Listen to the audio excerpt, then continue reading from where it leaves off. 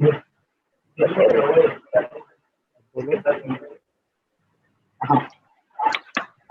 I audible? Yes, sir. Am I audible? Okay. अच्छा। सबसे पहले तो मुझे आज सबसे ज़्यादा जो खुशी इस बात की है कि हमारे साथ एक एमिनेंट स्कॉलर हैं, डॉक्टर मुबारक अली, जिन जो किसी भी तारफ़ के मोहताज नहीं हैं। डॉक्टर साहब ने जितनी भी यहाँ पे किताबें लिखी, उनकी जितनी भी तहरीरें हैं, तो उनका जो हमारी नौजवान नस्ल पर जो इम्पैक्ट हुआ है, वो ना सिर्फ दूर तक उसके असरात हमें देखने को मिले, बल्कि वो उनकी वजह से एक गहरा एक बहुत गहरा और तारीखी शऊर जो है वो पैदा हुआ। अच्छा, जिसमें हम देखते हैं कि तारीखी शऊर में हम देखते हैं कि तारीख में हमारे साथ जो जो जबर होता रहा है, जो जो इस्तेसान होता रहा है एलीट क्लास की तरफ से, बादशाहों की तरफ से, सुल्तानों की तरफ से, तो वो उस सारी चीज़ को एक अच्छी तरीके से जो है हमारी अंडरस्टैंडिंग वो डॉक्टर साहब की जो तहरीरें हैं उनको पढ़ने के बाद हमें पता चलती है। अच्छा, उसके बाद हम देखते हैं कि डॉक्टर साहब ने जो मतलब तारीख नवीसी की है वो एक साइंटिफिक अंदाज में उन्होंने लिखा है, और एक जो सेकुलर सोच है और एक फैक्ट एंड फिगर को उन्होंने सामने रखा है। ठीक है, एक फिक्शन वाले और या इस तरह की उन्होंने तारीख नहीं लिखी, बल्कि जो फैक्ट्स थे उन्होंने बिल्कुल वो वाज़ेह हमारे सामने किए। तो हम देखते हैं कि हमारी जो नौजवान नस्ल है वो उसमें इससे इतनी ज़्यादा इफेक्ट हुई है, इम्प्रेस हुई है आपकी राइटिंग से, कि वो अब इसको इसकी वजह से, सर की राइटिंग्स की वजह से अब वो तारीख में वो इंटरेस्टेड हो गए हैं। ठीक है, अब वो उन्हीं ज़ावियों पर जो जिनकी इब्तिदा डॉक्टर साहब ने की थी उनको लेके वो आगे चल रहे हैं। ठीक है, उन पर वो तहकीक कर रहे हैं, रिसर्च कर रहे हैं, और जो तारीख का एक जो सफ़र है तो वो उसको आगे बढ़ा रहे हैं। इससे पहले हमने तारीख पाकिस्तान में जो रिवायत, तारीख की जो रिवायत है वो इससे पहले ऐसी नहीं थी।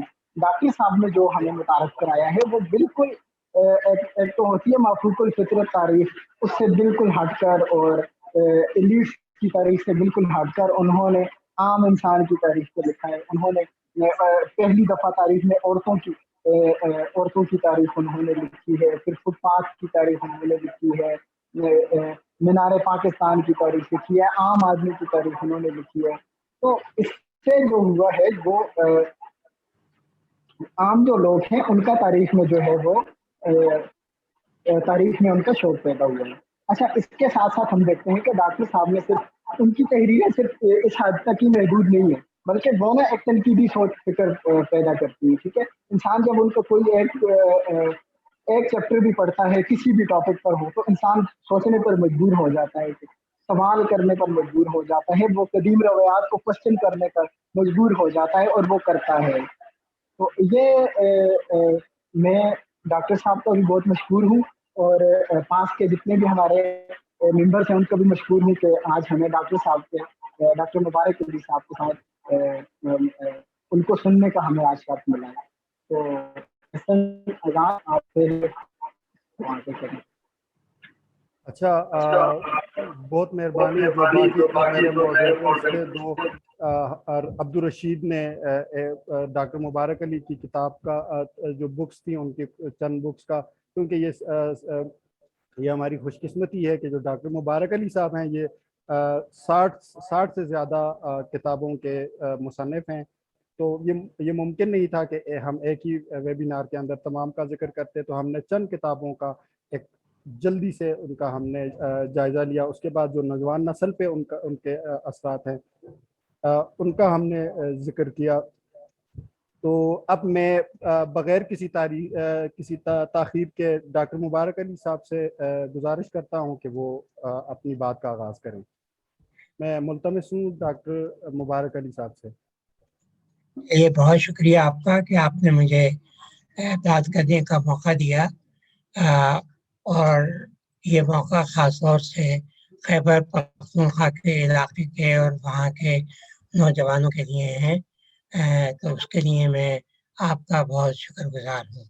ये मौजू मैंने इसलिए मुंतखब किया ताकि बुनियादी तौर पर मैं ये बता सकूं कि تاریخ نویسی کیا ہے، تاریخ کیا ہے، اور اس کے بعد یہ کہ تاریخ نویسی جو ہے وہ کیا ہوتی ہے. کیونکہ تاریخ میں واقعات تو بہت ہوتے ہیں لیکن واقعات خود سے نہیں بولتے.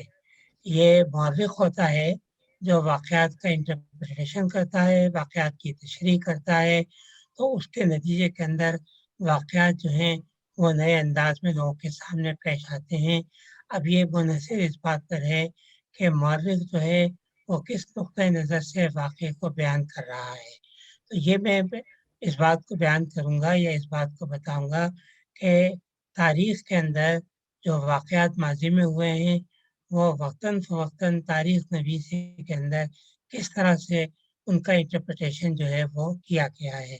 تاریخ کی ابتدا اگرچہ بہت پرانی رہی ہوگی لیکن جب تک یہ زبانی تاریخ تھی اس کے بارے میں تو ہمیں کچھ زیادہ پتہ نہیں، لیکن جب سے یہ تحریری طور کے پر آئی ہے اس کے بعد سے ہمیں تاریخ نویسی کے بارے میں علم ہے.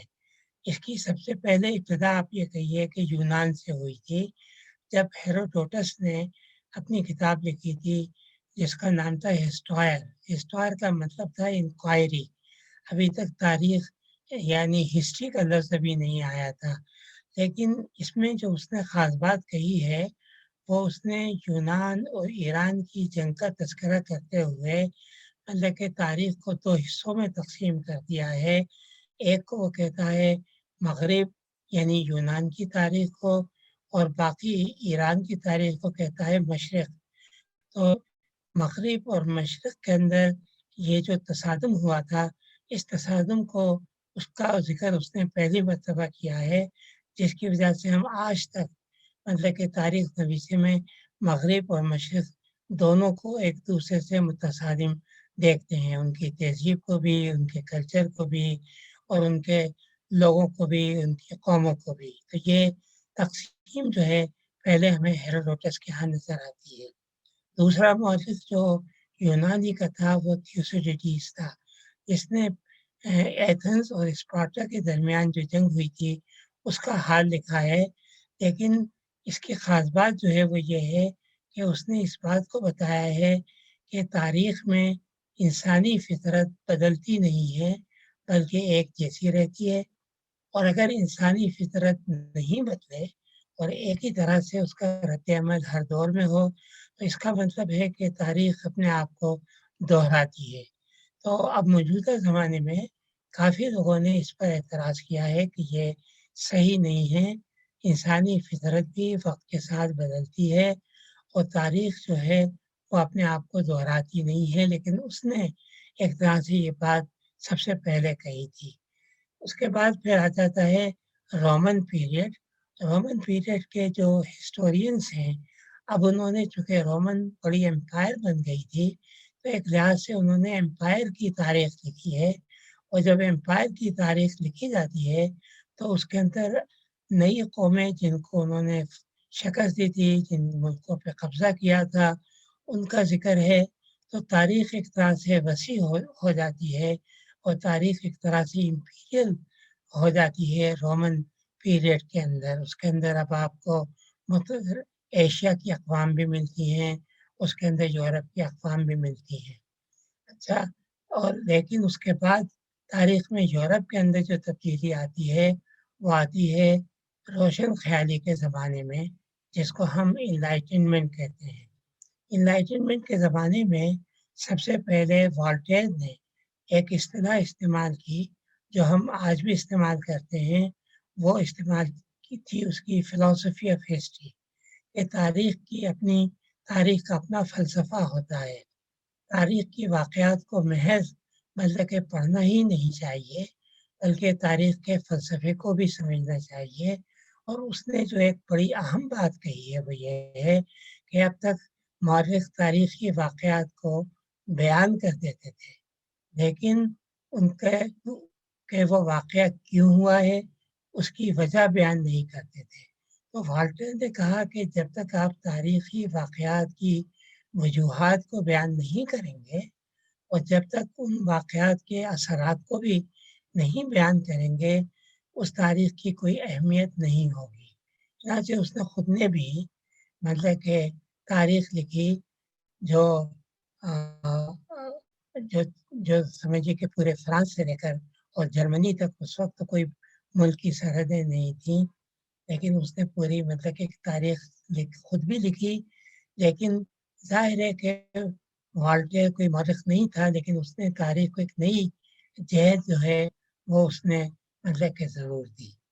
अच्छा, उसके बाद से ये हुआ है, वॉल्टेयर के बाद से, कि तारीख नवीसी के लिए ज़रूरी जो ठहरा है वो ये है कि जब आप वाक़यात का ज़िक्र करें तो आप मतलब कि वाक़यात की ये भी देखें, तस्दीक भी करें, ये वाक़या हुआ भी था या नहीं, और अगर हुआ था तो किस तरह से हुआ था, किसने किस तरह से बयान किया है। क्योंकि इसके लिए फिर आपको तारीख के माखज़ों की तरफ जाना पड़ता है कि जिन मौरख़ों ने वाक़ये को अपने-अपने अंदाज़ में बयान किया है, तो आपको उसका तनक़ीदी जायज़ा लेना होता है कि एक ही वाक़या है, लेकिन मुख्तलिफ़ मौरख़ों ने उसको मुख्तलिफ़ अंदाज़ में बयान किया है। तो इसलिए तारीख़ नवीसी में जो एक चीज़ ज़रूरी ठहरी, वो ये है कि हवाला-जात जो हैं वो देने चाहिए।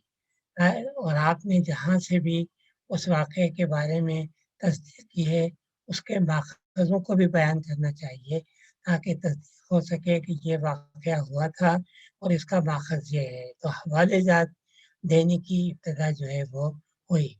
रोशन ख़याली के ज़माने ही में एक अहम तब्दीली जो तारीख़ नवीसी में आई है, वो स्कॉटलैंड का एक मौरख़ था। मतलब कि उसने तारीख़ में जोग्राफ़िया के असरात को, आब-ओ-हवा के असरात को उसने बयान किया है। ये पीटर स्टर्न था इसका नाम। उसने ये कहा है कि तारीख़ पर या कौमों पर आब-ओ-हवा के क्या असरात होते हैं। बहुत आगे चलकर, बल्कि उससे पहले, इब्न खल्दून खुद भी अपने मुकदमे में ये बयान कर चुके थे कि आब-ओ-हवा का मतलब कि तारीख़ पर क्या असर होता है, कौमों पर क्या असर होता है, उनकी आदात पर, उनके रस्म-व-रिवाज पर। ये एक बहुत अहम तब्दीली थी कि तारीख़ को महज़ सियासी तौर पे नहीं देखना चाहिए, बल्कि ये भी देखना चाहिए कि आब-ओ-हवा की वजह से और उनके जोग्राफ़ियाई माहौल की वजह से उन पर क्या असर हुआ है। और उसी ज़माने में इंग्लैंड के अंदर मतलब कि 2 पॉलिटिकल पार्टीज़ थीं, जो आज भी एक तरह से किसी न किसी शक्ल में मौजूद हैं। एक कंज़र्वेटिव का मतलब ये था कि ये पुराने निज़ाम को या पुराने सिस्टम को या पुरानी रिवायात को कायम रखना चाहते थे, ये कोई तब्दीली नहीं चाहते थे। तो डेविड ह्यूम ने इंग्लैंड की तारीख़ लिखी, उसने इसी बात पे तवज्जो दी है कि तारीख़ को तब्दील नहीं करना चाहिए। उसने तारीख़ में बात कही जो बड़ी अहम थी। उसने कहा कि ये बादशाहत का ओहदा जो है, ये कोई अवाम और किसी फ़र्द के दरमियान किसी माहदे की शक्ल की वजह से नहीं आया, बल्कि ये इलाही ओहदा है, ये खुदा की तरफ से है, अवाम से इसका कोई ताल्लुक़ नहीं। इसलिए मतलब कि बादशाह को पूरे इख्तियारात हैं कि जिस तरह से चाहे वो हुकूमत करे, और अवाम का ये फ़र्ज़ है कि वो बादशाह के वफ़ादार रहें, बादशाह से कोई बगावत ना करें। ये बड़ी अहम मतलब की चीज़ थी कि उसने बादशाहत को मतलब कि जायज़ करार देते हुए बादशाहत और अवाम को अलहदा-अलहदा किया है, और अवाम के लिए वफ़ादार होना जो है लाज़मी करार दिया है। लेकिन इसी ज़माने में मैकॉले ने भी मतलब कि हिस्ट्री ऑफ इंग्लैंड लिखी। मैकॉले का ताल्लुक़ चूँकि टोरी पार्टी से था, तो ये समझते थे कि रिवायात को बदलते रहना चाहिए। रिवायात जो हैं एक जगह ठहरी हुई नहीं रहती हैं, ये वक़्त के साथ बदलती रहती हैं। तो उसने अपनी तारीख़ में इस नुक्ते नज़र को उसने बयान किया। तो ये रोशन ख़याली के ज़माने में तारीख़ नवीसी के अंदर अहम तब्दीलियाँ आईं। अब मैं मुख्तसरन आपको ये बता दूँ कि फिर तारीख़ नवीसी में जो बहुत अहम तब्दीली आई, जिसने तारीख़ नवीसी को बदला, वो फ्रांसीसी इनकलाब था, जो 1789 के अंदर आया है। फ्रांसीसी इनकलाब ने 2 अहम काम किए। ایک کام تو اس نے یہ کیا کہ قوم کا تصور دیا اور قومی ریاست کا تصور دیا کہ کوئی بھی لوگ جو ایک ہی جغرافیائی علاقے میں رہتے ہیں وہ سب ایک قوم ہے، چاہے ان کا مذہب کوئی ہو، چاہے ان کی ایتھنیسٹی کچھ ہو، لیکن ایک علاقے میں رہنے کی وجہ سے وہ ایک قوم ہو، چاہے وہ یہودی ہوں، چاہے وہ کیتھولکس ہوں، چاہے وہ پروٹیسٹنٹس ہوں۔ تو اس نے قومی ریاست کا تصور دیا اور قومی ریاست کی اس نے علامات بھی بتائیں، جیسے جھنڈا ہے، ترانہ ہے، یہ قومی علامات تھیں جو مطلب کہ فرانسیسی انقلاب میں مطلب کہ آئیں۔ دوسرا اہم کام اس کا یہ تھا کہ اس نے تعلیم کو چرچ سے چھڑایا اور تعلیم کو سیکولر بنا کے اس کو ریاست کے انڈر میں کیا۔ جب ریاست کے انڈر میں تعلیم آئی تو معاشرہ جو تھا وہ ایک طرح سے سیکولر ہو گیا، کیونکہ اب معاشرہ جو ہے وہ چرچ کی تعلیمات کے ذریعے سے تاریخ کو نہیں دیکھ رہا تھا، بلکہ قومی نقطۂ نظر سے اور سیکولر نظر سے دیکھ رہا تھا۔ اور اس کے بعد جو ایک اہم تبدیلی آئی تاریخ نویسی میں یورپ کے اندر، وہ صنعتی انقلاب تھا۔ صنعتی انقلاب نے مطلب کہ معاشرے کے اندر طبقاتی شعور بیدار کیا۔ بورژوا طبقہ اور ورکنگ کلاس، یہ طبقاتی تقسیم جو تھی وہ صنعتی انقلاب کی وجہ سے آئی۔ اس لیے مطلب کہ تاریخ بھی اب یا تو بورژوا طبقے کے نقطۂ نظر سے لکھی جانے لگی اور یا ورکنگ کلاس کے نقطۂ نظر سے۔ یہ میرے خیال سے بہت اہم تبدیلیاں تھیں جو مغرب کے اندر آئی ہیں، اور آگے چل کر جو دوسرے نظریات آئے ہیں ان پہ ہم مختصر بات کریں گے۔ اچھا، ادھر جب ہم مشرق میں دیکھتے ہیں تو مشرق کے اندر ایک تو اگر ہم دیکھیں تو اسلامی تاریخ ہے۔ اسلامی تاریخ جو ہے وہ جو بالکل ابتدائی تاریخ ہے اس کو وہ کہتے تھے الایام۔ الایام میں قبائل کی تاریخ ہوتی تھی جو ایک زمانے تک تو زبانی تھی لیکن بعد میں لکھی گئی۔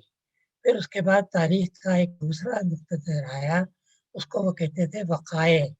وقائع کا مطلب یہ ہے کہ اینلس ہسٹری، ایک سال کے واقعات جو ہیں ان کو بیان مطلب کہ کر دیا جائے۔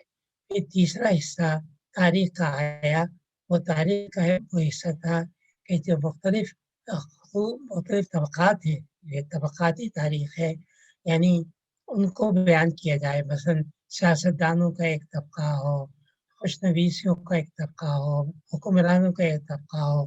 تو اس لیے آپ دیکھیں گے اسلامی تاریخ میں بہت سے ان کے عنوان ہیں طبقات کے، طبقات ناصری اور یہ تو الایام، وقائع، طبقات۔ اس کے بعد جب خاندان حکمران ہوئے، شاہی خاندان، تو پھر تاریخ جو ہے وہ شاہی خاندانوں کی اجارہ داری بن گئی، اور اب تاریخ جو ہے وہ شاہی خاندانوں کی تاریخ لکھنے لگی۔ اب عوام اس سے غائب ہو گئے، اور آپ جانتے ہیں کہ شاہی خاندان جو ہیں ان کی یا تو جنگیں ہوتی ہیں، سازشیں ہوتی ہیں، خانہ جنگی کے ہوتی ہیں، جانشینی کے جھگڑے ہوتے ہیں، انتظامیہ ہوتی ہے۔ تو اب تاریخی موضوعات جو ہیں وہ شاہی خاندان تک محدود ہو کے رہ گئے۔ بعد میں پھر مطلب کہ تبدیلی آئی، موجودہ زمانے میں وہ تبدیلی آئی کہ جب یورپین اقوام نے ایشیا اور افریقہ کی اقوام کو فتح کیا ہے تو وہ اپنے ساتھ تاریخ نویسی کے نئے طریقے لے کر آئے، تو پھر یہ تاریخ ہمارے یہاں بھی بدلی۔ لیکن اس سے پہلے جو ہمارے یہاں کی تاریخ تھی، تاریخ نویسی، وہ یہ تھی کہ کوئی بھی مورخ جب پچھلے عہد کی تاریخ لکھتا تھا تو وہ پچھلے عہد کی تاریخ کو تنقیدی نقطۂ نظر سے نہیں دیکھتا تھا۔ مثلا جیسے بدایونی کی کتاب جو ہے 3 جلدوں میں ہے، لیکن جب وہ لکھتا ہے مثلا سندھ کی فتح کا حال، تو وہ کوئی تحقیق نہیں کرتا ہے اس پر، بلکہ جو چچ نامے میں سندھ کی فتح ہے اسی کے اقتباسات دے دیتا ہے وہ۔ یہی صورتحال اس نے سلطنت پیریڈ کی ہے۔ اس نے پچھلے واقعات کا تنقیدی جائزہ نہیں لیا ہے، بلکہ اس زمانے کے تاریخی کتابوں میں یا ماخذوں میں جو تاریخ بیان کی گئی تھی انہیں کو دہرا دیا ہے، بلکہ اہمیت اس والیوم کی ہے جو اس نے اپنے عہد میں لکھی ہے، جس کا وہ چشم دید گواہ ہے۔ اس کی تو اہمیت ہے کیونکہ وہ اس نے اپنی آنکھوں دیکھا حال لکھا ہے، لیکن وہ تاریخ جو اس نے پچھلی ماضی کی لکھی ہے ان کا اس نے تنقیدی جائزہ کوئی نہیں لیا۔ اچھا، اب یہ تبدیلی جو تاریخ نویسی میں خاص طور سے ہندوستان کے اندر آئی ہے، یہ انگریزوں کے آنے کے بعد وان ہیسٹنگ جو ایسٹ انڈیا کمپنی کا پہلا گورنر جنرل تھا، یہ یہاں پر نوجوان تھا جب آیا تھا، اس لیے یہ فارسی بھی جانتا تھا، اردو بھی جانتا تھا، سنسکرت بھی جانتا تھا۔ تو جب گورنر جنرل ہوا تو اس نے ایشیاٹک سوسائٹی یا بنگال کے نام سے ایک تحقیقی ادارہ جو تھا وہ قائم کیا، اور اس نے کہا کہ یہ جو پچھلے مخطوطات ہیں ان مخطوطات کا تنقیدی جائزہ لے کر ان کو شائع کیا جائے۔ تو ایک طرح سے اب تاریخ میں پہلی مرتبہ ہمارے ہاں جو سلسلہ شروع ہوا وہ ایڈیٹنگ کا تھا، کہ کسی مخطوطے کو کیسے ایڈٹ کیا جائے۔ ایڈٹ کرنے کا طریقہ یہ تھا کہ اس مخطوطے کی جتنی کاپیاں موجود تھیں یا اویلیبل تھیں، ایڈیٹر ان سب کو اپنے سامنے رکھتا تھا اور یہ دیکھتا تھا کہ کیا ان کی عبارت ایک ہی ہے یا ان کی عبارت میں کوئی اختلاف ہے۔ جہاں اختلاف ہوتا تھا اس کو وہ متن سے الگ کر کے فٹ نوٹ پہ یا حاشیے پر لکھ دیتا تھا کہ یہ اصل عبارت میں نہیں ہے۔ کوشش یہ کرتا تھا کہ جو مصنف کی اصل عبارت ہے اس کو ایڈٹ کر کے مطلب کہ شائع کرے۔ تو ایڈیٹنگ کا ایک تو طریقہ ہوا۔ اچھا، دوسرا یہ تھا کہ یہ کیسے اندازہ لگایا جائے کہ کتاب میں مخطوطے میں یعنی مخطوطہ لکھنے والے نے یا بعد میں کسی نے اپنی طرف سے کوئی اضافہ کر دیا ہے۔ تو اس مقصد کے لیے مطلب کہ علم لسانیات جو ہے وہ شروع ہوا، یعنی فلالوجی کا علم جو ہے وہ شروع ہوا۔ فلالوجی کا علم جو ہے اس میں یہ دیکھا جاتا ہے کہ مختلف عہد میں زبانیں کس طرح سے لکھی جاتی تھی، کون سے الفاظ بولے جاتے تھے، ان کی املا کیا ہوتی تھی، کس طریقے سے لکھے جاتے تھے۔ یہ فلالوجی، یہ علم لسانیات کا کام تھا۔ چنانچہ جب مخطوطہ کو ایڈٹ کیا گیا تو ساتھ ہی ساتھ میں ایڈیٹر کا یہ کام بھی تھا کہ وہ فلالوجی کا یا علم لسانیات کا ماہر ہو، تاکہ وہ یہ دیکھے کہ مخطوطے میں کوئی اضافہ اگر ہو گیا ہے تو وہ اضافہ اس میں سے نکال کے اس کو اصل متن سے علیحدہ کر دے۔ اچھا، اس کی کئی مثالیں ہیں کہ ہمارے یہاں نہیں یورپ میں بھی ہوتا تھا۔ اس کی ایک بڑی مثال ہوئی ہے کہ ایک دستاویز تھی جو کہلاتی تھی ڈونیشن آف کانسٹنٹائن، اور یہ پوپ کے پاس تھی، اور پوپ یہ کہا کرتا تھا کہ یہ کانسٹنٹائن یعنی پہلا بیزنٹینین ایمپرر یا رومن ایمپرر جو تھا، اس نے پوپ کو یہ حق دیا تھا کہ وہ مغربی یورپ پر حکومت کر لے، اور یہ ڈونیشن آف کانسٹنٹائن کا جو ڈاکومنٹ تھا اس میں اس کو یہ حق جو ہے وہ دیا گیا تھا۔ اس کے تحت وہ پورے یورپ کے حکمرانوں کو اپنے ماتحت سمجھتا تھا۔ اب ہوا یہ کہ جب فلالوجی کا علم وہاں آیا، یونیورسٹیوں میں بھی آیا، لوگوں میں بھی آیا، تو ایک شخص تھا، اس کا نام تھا لورینزو ویلا۔ تو ہوا یہ کہ پوپ نے ویٹیکن لائبریری کا لائبریرین لورینزو ویلا کو بنا دیا۔ لورینزو ویلا نے جب ڈونیشن آف کانسٹنٹائن کا مطالعہ کیا تو اس نے کہا کہ یہ تو جعلی ہے، کیونکہ یہ اس کی زبان جو ہے وہ تو 8ویں صدی کی ہے، جبکہ کانسٹنٹائن تو 3 صدی عیسوی کا تھا۔ اس نے ثابت کیا کہ یہ جعلی دستاویزات ہے جس کے اوپر پوپ جو ہے وہ حکومت کر رہا ہے۔ سزا کے طور پہ اس کو پوپ نے کچھ عرصے کے لیے جیل میں بھی ڈال دیا، لیکن نتیجہ یہ ہوا کہ ڈونیشن آف کانسٹنٹائن جو ہے اس کے بعد سے وہ پوپ کے لیے کوئی حکومت کرنے کا جواز مہیا جو ہے وہ نہیں کر سکا۔ تو بہت لوگوں نے مطلب کہ جعل سازی جو ہے وہ مختلف مخطوطات سے نکال کر مخطوطات کا صحیح متن جو ہے وہ شامل کیا ہے۔ تو ہندوستان میں وان ہیسنگ کے زمانے میں یہ مخطوطات کو ایڈٹ بھی کیا گیا اور ان کی درستگی بھی کی گئی، اور اس کے بعد بیبلیوتھیکا انڈیکا کا ادارہ تھا اس کی جانب سے یہ کتابیں جو ہیں وہ شائع کی گئیں۔ پھر کتابوں کو شائع کرنے کے ساتھ ساتھ جو دوسرا کام کیا گیا وہ یہ تھا کہ مغل عہد کی جو کتابیں ہیں ان کے ترجمے بھی مطلب کہ کیے گئے، جیسے آئین اکبری کا ترجمہ یا جس کو کہیں اس کا ترجمہ کیا گیا، فرشتے کا ترجمہ کیا گیا، تاریخ فیروز شاہی کا ترجمہ کیا گیا، گل بدن بیگم کی کتاب ہے اس کا ترجمہ کیا گیا۔ تو یہ کتابوں کے ترجمے یعنی انگریزی حکومت نے اپنے لیے کرائے تاکہ وہ اندازہ لگائیں کہ مغل دور میں کس طرح سے حکومت کی جاتی تھی، ان کا انتظامی ڈھانچہ جو تھا وہ کیا تھا، خاص طور سے آئین اکبری میں مطلب کہ اس کی چونکہ پوری تفصیلات ہیں، اور سر سید احمد خان نے آئین اکبری کو ایڈٹ کیا تھا، اور یہ ایڈٹ کرنے کے بعد یہ کتاب شائع ہوئی تھی۔ اور ایک ہوتے تھے مسٹر بیفرج، انہوں نے ایک تو یعنی اکبر کی تاریخ کا ترجمہ کیا تھا، لیکن دوسرا آئین اکبری کا ترجمہ جو ہے جرمن اسکالر تھا مطلب کہ اس نے کیا تھا۔ تو ترجمہ کا ایک سلسلہ جو تھا وہ شروع ہوا جس نے ہندوستان کی تاریخ کو بدلا۔ اچھا، اب یہاں ہندوستان میں تاریخ نویسی کے اندر اب تبدیلی آنا شروع ہوئی ہے، ورنہ اب تک اس سے پہلے جو جیسے مولوی ذکا اللہ تھے، اگر آپ ان کی کتابیں پڑھیں تو انہوں نے اپنی کتابوں میں پچھلی تاریخوں کو کیسے کو سباق یعنی خالی اقتباسات دے دیے ہیں، کوئی ان پہ تنقید نہیں کی ہے۔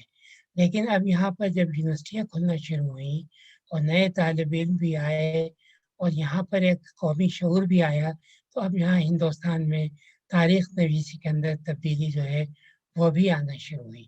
اب دو طرح کی تاریخ ہندوستان کے اندر مطلب کہ لکھی گئی۔ ایک تاریخ تو خود انگریزوں نے لکھی، چونکہ انگریز جو ہے وہ اپنے نقطۂ نظر سے لکھنا چاہتے تھے، کیونکہ ہندوستان کے بارے میں ہارڈر نے ایک بات کہی تھی کہ ہندوستان کی کوئی تاریخ نہیں، اور اسی بات کو ہیگل نے بھی کہہ دیا تھا کہ ہندوستان کی کوئی تاریخ نہیں، بلکہ یہی بات کارل مارکس نے بھی دہرا دی تھی کہ ہندوستان کی کوئی تاریخ نہیں۔ اچھا، یہ ایک ذہن میں بیٹھا ہوا تھا، اس لیے یہاں پر ابتدا کے اندر انگریز مورخوں نے کہا کہ چونکہ ہندوستان کی کوئی تاریخ نہیں، لہٰذا ہمیں اس کی تاریخ جو ہے وہ لکھنی چاہیے۔ تو اور یہ تاریخ لکھنے والے جو تھے وہ انگریز ایڈمنسٹریٹر تھے، جیسے مالکم تھا جو بمبے کا گورنر تھا، یا ایلفسٹن تھا، پہلے انہوں نے ہندوستان کی تاریخ لکھی۔ لیکن جو سب سے اہم تاریخ ہے وہ ولیم جونز کی ہے۔ ولیم جونز سے ہسٹری آف برٹش انڈیا لکھی۔ برٹش انڈیا میں سب سے پہلے اس نے ہندوستان کے ادوار کو تقسیم کرتے ہوئے ان کو مذہبی بنایا۔ مثلا اس نے قدیم ہندوستان کے بارے میں کہا کہ یہ ہندو پیریڈ ہے، عہد وسطیٰ کے بارے میں اس نے کہا یہ مسلم پیریڈ ہے، اور برطانوی پیریڈ کے بارے میں کہا یہ برطانوی پیریڈ ہے۔ تو اس کا مقصد جو تھا وہ یہ تھا کہ ہندوستان میں ہندو اور مسلمان آپس میں لڑتے جھگڑتے اور جنگ کرتے رہتے ہیں، یہ برطانوی سیکولر مطلب کہ نظام ہے کہ جو ہندوستان میں امن و امان قائم رکھے ہوئے ہے۔ اب اس کے بعد سے آپ دیکھیں کہ ہندوستان کی اس تقسیم کو بہت لوگوں نے قبول کر لیا، بلکہ ہم مسلمانوں نے بھی قبول کر لیا۔ آج بھی ہم عہد وسطیٰ کی تاریخ کو مسلمانوں کی تاریخ کہتے ہیں، لیکن ہندوستان کے مورخوں نے اس پر کافی اعتراضات کیے ہیں، اور انہوں نے کہا ہے کہ قدیم ہندوستان کو جب وہ ہندو تہذیب کہتا ہے تو یہ غلط ہے، چونکہ قدیم ہندوستان میں ہندو ہی حکمران نہیں تھے، یہاں پر بدھسٹ حکومتیں بھی تھیں اور بدھسٹ کلچر بھی یہاں پر تھا۔ یہی عہد وسطیٰ کے اندر خالی مسلمان حکمراں ہی نہیں تھے، بلکہ یہاں پر ہندو اور راجپوت حکمران بھی یہاں پر موجود تھے۔ تو پورے ہندوستان پیریڈ ہے یہ مسلمان پیریڈ ہے، یہ غلط ہے۔ اسی طرح برطانوی ہندوستان میں بھی برطانوی ہندوستان اور ریاستی ہندوستان دو حصوں میں تقسیم تھا۔ انہوں نے کافی اس پر اعتراض کر کے اس تقسیم کو غلط ثابت کیا ہے۔ اب وہ اس کے لیے قدیم ہندوستان، عہد وسطیٰ کا ہندوستان اور جدید ہندوستان کی اصطلاحات کو استعمال کرتے ہیں. تو ایک تو تاریخ نویسی میں یہ تبدیلی آئی. اچھا دوسری تبدیلی جیسا میں نے کہا کہ وہ تبدیلی تھی کہ ابھی تک ہندوستان کی تاریخ کے بہت سے مخطوطات جو ہیں وہ شائع نہیں ہوئے تھے. اچھا جب مخطوطات شائع نہ ہو تو ظاہر ہے کہ ہسٹورینس تک وہ نہیں پہنچتے تھے اور بڑی مشکلات پیش آتی تھی. اچھا یہاں بھی اس مقصد کے لیے ایلیٹ اور ڈاؤسن نے پھر ایک کتاب لکھی. اس کا نام تھا history of India as told by Indian historians. اس کتاب میں اس نے یہ کیا کہ جو مخطوطات شائع نہیں ہوئے تھے ان کے اقتباسات کا انگریزی میں ترجمہ کر کے وہ انہوں نے 8 جلدوں کے اندر مطلب کہ شائع کی. اچھا یہ کتابیں آج بھی مورخوں کے لیے بڑی اہم ہیں چونکہ ابھی تک بہت سے ایسے مخطوطات ہیں جو شائع نہیں ہوئے ہیں. ان کے اقتباسات مطلب کہ ایلیٹ کی اس کتاب میں مل جاتے ہیں جس کی وجہ سے مورخین کو سہولت ہو جاتی ہے. اچھا لیکن دوسرا نقطۂ نظر جو ہندوستان میں اسی زمانے میں پیدا ہوا وہ یہ تھا کہ جدید تعلیم یافتہ ہندوستانی جو تھے انہوں نے پھر اپنی تاریخ کو لکھنے کا ارادہ کیا تاکہ انگریز جس طریقے سے تاریخ کو لکھ کر مشق کر رہے تھے انہوں نے اس تاریخ کو صحیح کرنے کی کوشش کی. یہ ہندوستانی مورخ جو ہے ایک لحاظ سے انہوں نے ہندوستانی قومیت کے تحت تاریخ جو تھی وہ لکھنا شروع کی. اور خاص بات یہ ہے کہ تاریخ لکھنے میں مطلب کہ الہ آباد یونیورسٹی جو تھی وہ ایک طرح سے سینٹر بنی جہاں پر ہندوستان کی تاریخ لکھنے کی نہ صرف یہ کہ ابتدا ہوئی بلکہ بڑی کتابیں جو ہیں وہ یہاں سے شائع ہونا شروع ہوئی. اچھا ہندوستانی مورخوں نے جن میں بڑی تعداد ہندوؤں کی تھی یعنی ایشوری پرساد تھے, رام بابو سکسینہ تھے اور دوسرے تھے, ان میں زیادہ تر ہندو مورخ تھے. انہوں نے مغل پیریڈ پہ کام کیا. اچھا مغل پیریڈ پہ انہوں نے اس لیے کام کیا کہ ایک تو مغل پیریڈ کے جو ماخذ تھے وہ اویلیبل تھے یعنی مغل پیریڈ کی دستاویزات جو تھی وہ موجود تھی مختلف ریاستوں کے اندر بھی, مختلف کتب خانوں کے اندر بھی وہ چیزیں موجود تھیں تو تاریخ کو لکھنا آسان تھا. یہ تھا کہ وہ یہ ثابت کرنا چاہتے تھے کہ مغل پیریڈ میں ہندو مسلمانوں کا کوئی جھگڑا نہیں تھا, مطلب کہ یہ دونوں قومیں یہاں پر امن و امان کے ساتھ جو ہیں وہ رہ رہی تھیں, جس کو آگے چل کر کہا گیا کہ یہ گنگا جمنی تہذیب تھی جو ہندو اور مسلمانوں نے مل کر پیدا کی. تو یہ کتابیں شروع ہوئیں بابر کے اوپر, ہمایوں کے اوپر, جہانگیر کے اوپر, یہ کتابیں شاہ جہاں کے اوپر یہ کتابیں لکھی گئیں. لیکن اس کے ساتھ ہی 1924 کے اندر پھر تاریخ کے اندر ایک تبدیلی آتی ہے. وہ تبدیلی آتی ہے کہ جب خلافت موومنٹ شروع ہوتی ہے 1920 میں تو اس وقت تک تو ہندو مسلمان جو ہیں ان کا اتحاد تھا, لیکن جب خلافت ناکام ہوتی ہے 1924 میں تو اب یہاں پر وہ اتحاد جو ہے وہ ٹوٹتا ہے اور اتحاد کے ٹوٹنے کی وجہ سے تاریخ نویسی کے اندر بھی فرقہ واریت جو ہے وہ آ جاتی ہے. اب تاریخ کو مسلمانوں نے اپنے طور سے لکھنا شروع کیا, فرقہ وارانہ ہندوؤں نے اپنے طور سے. اب کس طریقے سے دونوں قوموں نے اپنے آپ کو بڑا ثابت کرنے کے لیے تاریخ کا سہارا لیا.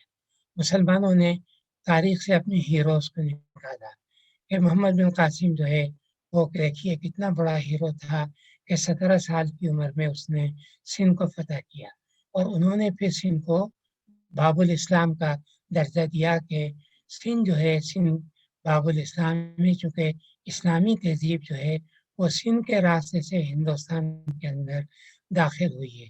پھر اسی طرح سے انہوں نے محمود غزنوی کو, غوری کو, ان سب کو انہوں نے ہیرو بنا کے پیش کرنا شروع کیا. اچھا دوسری طرف سے ظاہر ہے کہ ہندوؤں نے بھی پھر اس کا جواب دیا. انہوں نے رانا پرتاپ کو جو اکبر سے لڑتا رہا تھا اور مغلوں کی اطاعت قبول نہیں کی تھی, رانا پرتاپ کو ہیرو قرار دیا. انہوں نے شیواجی کو ہیرو قرار دیا جو کہ اورنگزیب سے لڑتا رہا تھا اور جس نے بادشاہت کا اپنے بعد میں اعلان کیا, اور انہوں نے گرو گوبند سنگھ کو بھی اپنا ہیرو قرار دیا. نتیجہ یہ ہوا کہ اب ہندو اور مسلمان ہیروز جو ہیں وہ ہماری فرقہ وارانہ تاریخ کے اندر شامل ہوتے چلے گئے، اور ہندوستان کی تاریخ جو ہے یا تاریخی واقعات جو ہیں ان کے اندر بھی مطلب کہ فرقہ واریت جو ہے آنا شروع ہو گئی، اور کس طریقے سے تاریخی واقعات کو مسخ جو ہے وہ کیا جانے لگا۔ اب مثلاً ہوا یہ ہے کہ تقسیم کے بعد آپ دیکھیں کہ اکبر کو جس نے کہ سیکولر انڈیا کا نعرہ لگایا تھا، جو انڈینائز کر رہا تھا مغلوں کو، اس کو ہم ہندوستان کے حوالے کرائے، ہم نے کہا وہ ہندوؤں کا ہے، اور اورنگزیب کو اپنے ساتھ ہم لے آئے۔ حالانکہ تاریخ میں حکمران جو ہیں وہ مذہبی طور پہ حکومت نہیں کرتے ہیں، بلکہ وہ اپنے مفادات کے تحت حکومت کرتے ہیں۔ اکبر نے ہندوستان پر جو حکومت کی تھی وہ اس لیے کی تھی کہ وہ یہاں پر مغل حکومت کی جڑیں مضبوط کرنا چاہتا تھا، اور مغل حکومت کی جڑیں اسی وقت مضبوط ہو سکتی تھی جب اس کو انڈینائز کیا جائے، جب یہاں پر انڈیا کے رسم و رواج کو قبول کیا جائے، جب ہندوستانیوں کو مغل سلطنت کے اندر شامل کیا جائے، جس کی وجہ سے اس نے راجپوتوں کو شامل کر کے مغل حکومت کو آپ دیکھیں ایسا استحکام دیا کہ اورنگزیب تک حکمراں آنکھیں بند کر کے حکومت مطلب کہ کرتے رہے، اور راجپوت خود کو مغل حکومت کا ایک حصہ جو ہے وہ سمجھتے رہے۔ اچھا، اورنگزیب کے بارے میں بھی جو نقطۂ نظر ہے وہ بھی صحیح نہیں ہے۔ اورنگزیب بالکل مذہبی تھا، لیکن اس نے مذہب کو اپنی سیاست کے لیے استعمال کیا ہے۔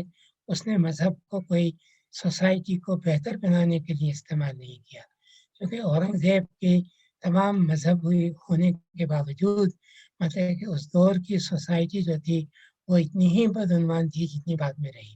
اور ان کا جو قاضی القضات تھا عبدالوہاب، وہ رشوتیں دیتا تھا۔ عمرہ جو ہے وہ شرابیں بھی پیتے تھے اور وہ وومنائزر بھی تھے، لیکن کسی طریقے سے بھی معاشرہ جو تھا اس کی اصلاح نہیں ہوئی تھی۔ بدعنوان تھے، قائل تھے، سست تھے، دولتی جمع کرنے کی فکر میں تھے۔ اورنگزیب ان کے کردار کو اپنے مذہبی ہونے کے باوجود ٹھیک نہیں کر سکا، بلکہ ایک موقع پر جب ایک دورانی نے اورنگزیب سے یہ سوال کیا کہ آخر آپ نے کیوں اتنے شیعوں کو بڑے بڑے عہدے دے رکھے ہیں، تو اورنگزیب نے جواب دیا کہ مذہب اور سیاست جو ہے دو الگ الگ چیزیں ہیں، ان کو آپس میں ملانے کی کوشش مت کرو، کیونکہ اس کا مفاد اس میں تھا، لہٰذا اس نے مفاد کے لیے مذہب کا استعمال کیا۔ ہم اس کو ایک پیر باصفہ بنا لیتے ہیں کہ وہ ٹوپیاں سی کر اور قرآن شریف لے کر گزارا کرتا تھا، یہ سارا تاریخ کو مسخ کرنا ہے۔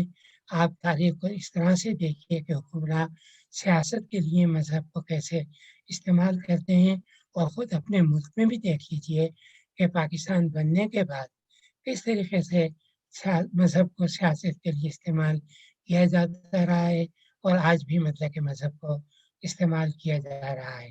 اور جادو ناتھ سرکار نے بھی مطلب کہ اورنگزیب کو فرقہ وارانہ نقطۂ نظر سے دیکھ کر، اور اس نے شیوا جی کی مطلب کہ بڑی تعریف کی، شیوا جی دی گریٹ اس کی کتاب ہے، اور اس وقت موجودہ ہندوستان کے اندر شیوا جی کو ایک بڑا ہیرو بنایا گیا ہے۔ مثلاً شیوا جی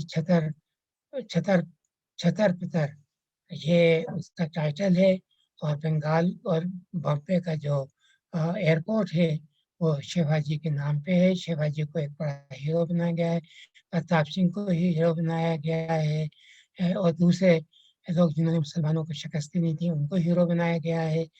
تو یہ تاریخ کو کس طریقے سے سیاست کے تحت بدلا جاتا ہے یہ بھی ہمارے سامنے ہے۔ اچھا، تھوڑا سا میں ذکر کر دوں پاکستان کا، کہ دیکھیں پاکستان بننے کے بعد یہ فرقہ وارانہ تاریخ جو ہے، یعنی ہندو مسلمانوں کی تقسیم کی تاریخ، یہ پاکستان کے اندر بھی آئی، اور اس کے سب سے بڑے مبلغ پاکستان میں یہ IS قریشی تھے۔ IS قریشی نے مطلب کہ تاریخ کو مسخ کرنے کی پوری کوشش کی۔ مثلاً IS قریشی نے اکبر کو بڑی لعنت ملامت کی ہے، اور اکبر کے خلاف ان کی کتاب بھی ہے اکبر، اور ایک ان کی کتاب ہے علماء اینڈ پالیٹکس، اس میں علماء کی بڑی تعریفیں کی ہیں کہ علماء نے کس طریقے سے ہندوستان میں مسلمانوں کی خدمتیں کی ہیں۔ اور انہوں نے خاص طور سے دو قومی نظریے کی بھی بڑی حمایت کی ہے، لیکن اپنی تاریخ جو انہوں نے لکھی ہے کہ مسلم کمیونٹی انڈین سب کانٹیننٹ، اس میں وہ لکھتے ہیں کہ جب بھی غیر ملکی ہندوستان آتے تھے، غیر ملکی مسلمان ایران سے، وسط ایشیا سے، عرب سے، افغانستان سے، تو وہ ہندوستان میں آ کر اپنی شناخت کھو دیتے تھے اور یہاں کی مسلم کمیونٹی میں ضم ہو جاتے تھے۔ یہ بالکل غلط ہے، کیونکہ آج بھی آپ دیکھیں، آج تک مطلب کہ جو غیر ملکی مسلمان ہیں انہوں نے اپنی غیر ملکی شناخت کو قائم رکھ رکھا ہے۔ یہ صدیقی اور فاروقی اور رضوی اور یہ سارے کیا ہیں، یا اصفہانی اور شیرازی اور ترمذی، یہ غیر ملکی شناخت آج بھی قائم ہیں، اور ہندوستان کے اندر بھی انہوں نے اپنے غیر ملکی شناخت کو قائم رکھا، اور ہندوستان کے وہ مسلمان جو کنورٹ ہوئے تھے ان کے اور اپنے درمیان فرق کو قائم رکھا۔ یہ بالکل تاریخ کو مسخ کرنے کے برابر ہے جو مسخ ہوا ہے۔ بدقسمتی سے انہوں نے تاریخ کا جو فریم ورک ہمیں دے دیا ہے، ہم تاریخ کو اسی فریم ورک میں لکھے جا رہے ہیں، اور خاص طور سے پاکستان کی تاریخ، یعنی جو مختلف یہاں پر محکمہ قائم ہیں، یعنی تاریخ پاکستان کو، ان میں اشتیاق حسین قریشی، شیخ اکرام، معین الحق، مطلب کہ ان کا دیا ہوا جو ایک فریم ورک ہے اسی میں تاریخ کو لکھتے ہیں۔ اگر اس فریم ورک کے علیحدہ کوئی متبادل تاریخ کا نقطہ نظر دے تو وہ فوراً یعنی قوم کا غدار بھی ہو جاتا ہے اور وہ حب الوطن بھی نہیں رہتا ہے۔ تو اس لیے مطلب کہ تاریخ ہمارے یہاں جو قومی شعور پیدا نہیں کر رہی یا ایک تاریخی شعور پیدا کرنے میں ناکام ہو گئی ہے، اس کی وجہ جو ہے وہ یہ ہماری تاریخ نویسی ہے۔ اور ایک اور اہم چیز میں یہاں ذکر کروں وہ یہ ہے کہ پاکستان بننے کے بعد ہم نے یہاں کی علاقائی تاریخ کی طرف ہم نے بالکل توجہ نہیں دی۔ اب مثلاً یہاں پر جب پاکستان بنا ہے تو بنگلہ دیش کی اپنی تاریخ تھی، ہم نے اس کی بھی کوئی اہمیت نہیں دی۔ پھر یہاں پر پختونخوا کی اپنی تاریخ تھی، سندھ کی اپنی تاریخ تھی، پنجاب کی اپنی، اور بلوچستان کی اپنی تاریخیں جو ہزاروں برس کی تھی۔ پاکستان کی تاریخ تو ابھی شروع ہی ہوئی تھی۔ ہم نے یہ کہا کہ نہیں، باقی تاریخوں کو آپ چھوڑ کے صرف پاکستان کی تاریخ پڑھیں، چونکہ آپ کی شناخت پاکستان ہے، دوسرے صوبے جو ہیں وہ نہیں ہیں۔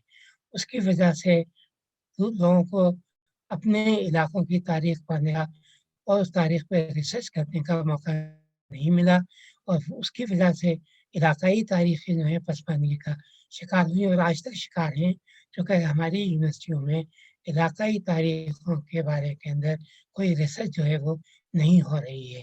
تو جب تک ہم تاریخ کو نہیں بدلیں گے اور تاریخ نویسی کو نہیں بدلیں گے، اور وہ بہت سے یعنی مفروض ہے جن پر ہم نے تاریخ کو قائم کر رکھا ہے، مثلا سندھ کو ہم باب الاسلام کہتے ہیں، جو ایک طرح سے غلط ہے، کیونکہ سب سے پہلے عرب یہاں پر ساؤتھ انڈیا میں آئے تھے جو ڈوپلے کہلاتے ہیں، اور آج تک وہاں ڈوپلے جو ہیں وہ موجود ہیں۔ سب سے پہلے تو وہ آئے تھے یہاں پر عربوں سے پہلے، ان کا ہم ذکر نہیں کرتے، اور نہ ہی تردید کرتے ہیں کہ انہوں نے آنے کے بعد، اور یہ آئے یہ تھے پیسفل تھے، تاجر تھے، پیسفل تھے، کیونکہ باقی آنے والے جو تھے وہ جنگجو تھے جنہوں نے جنگیں لڑی ہیں، اور جنگیں لڑ کے یہ امپریشن قائم کیا ہے کہ مسلمان جو ہیں وہ جنگجو رہے ہیں، لیکن تھے وہ تاجر تھے، وہ پرامن لوگ تھے۔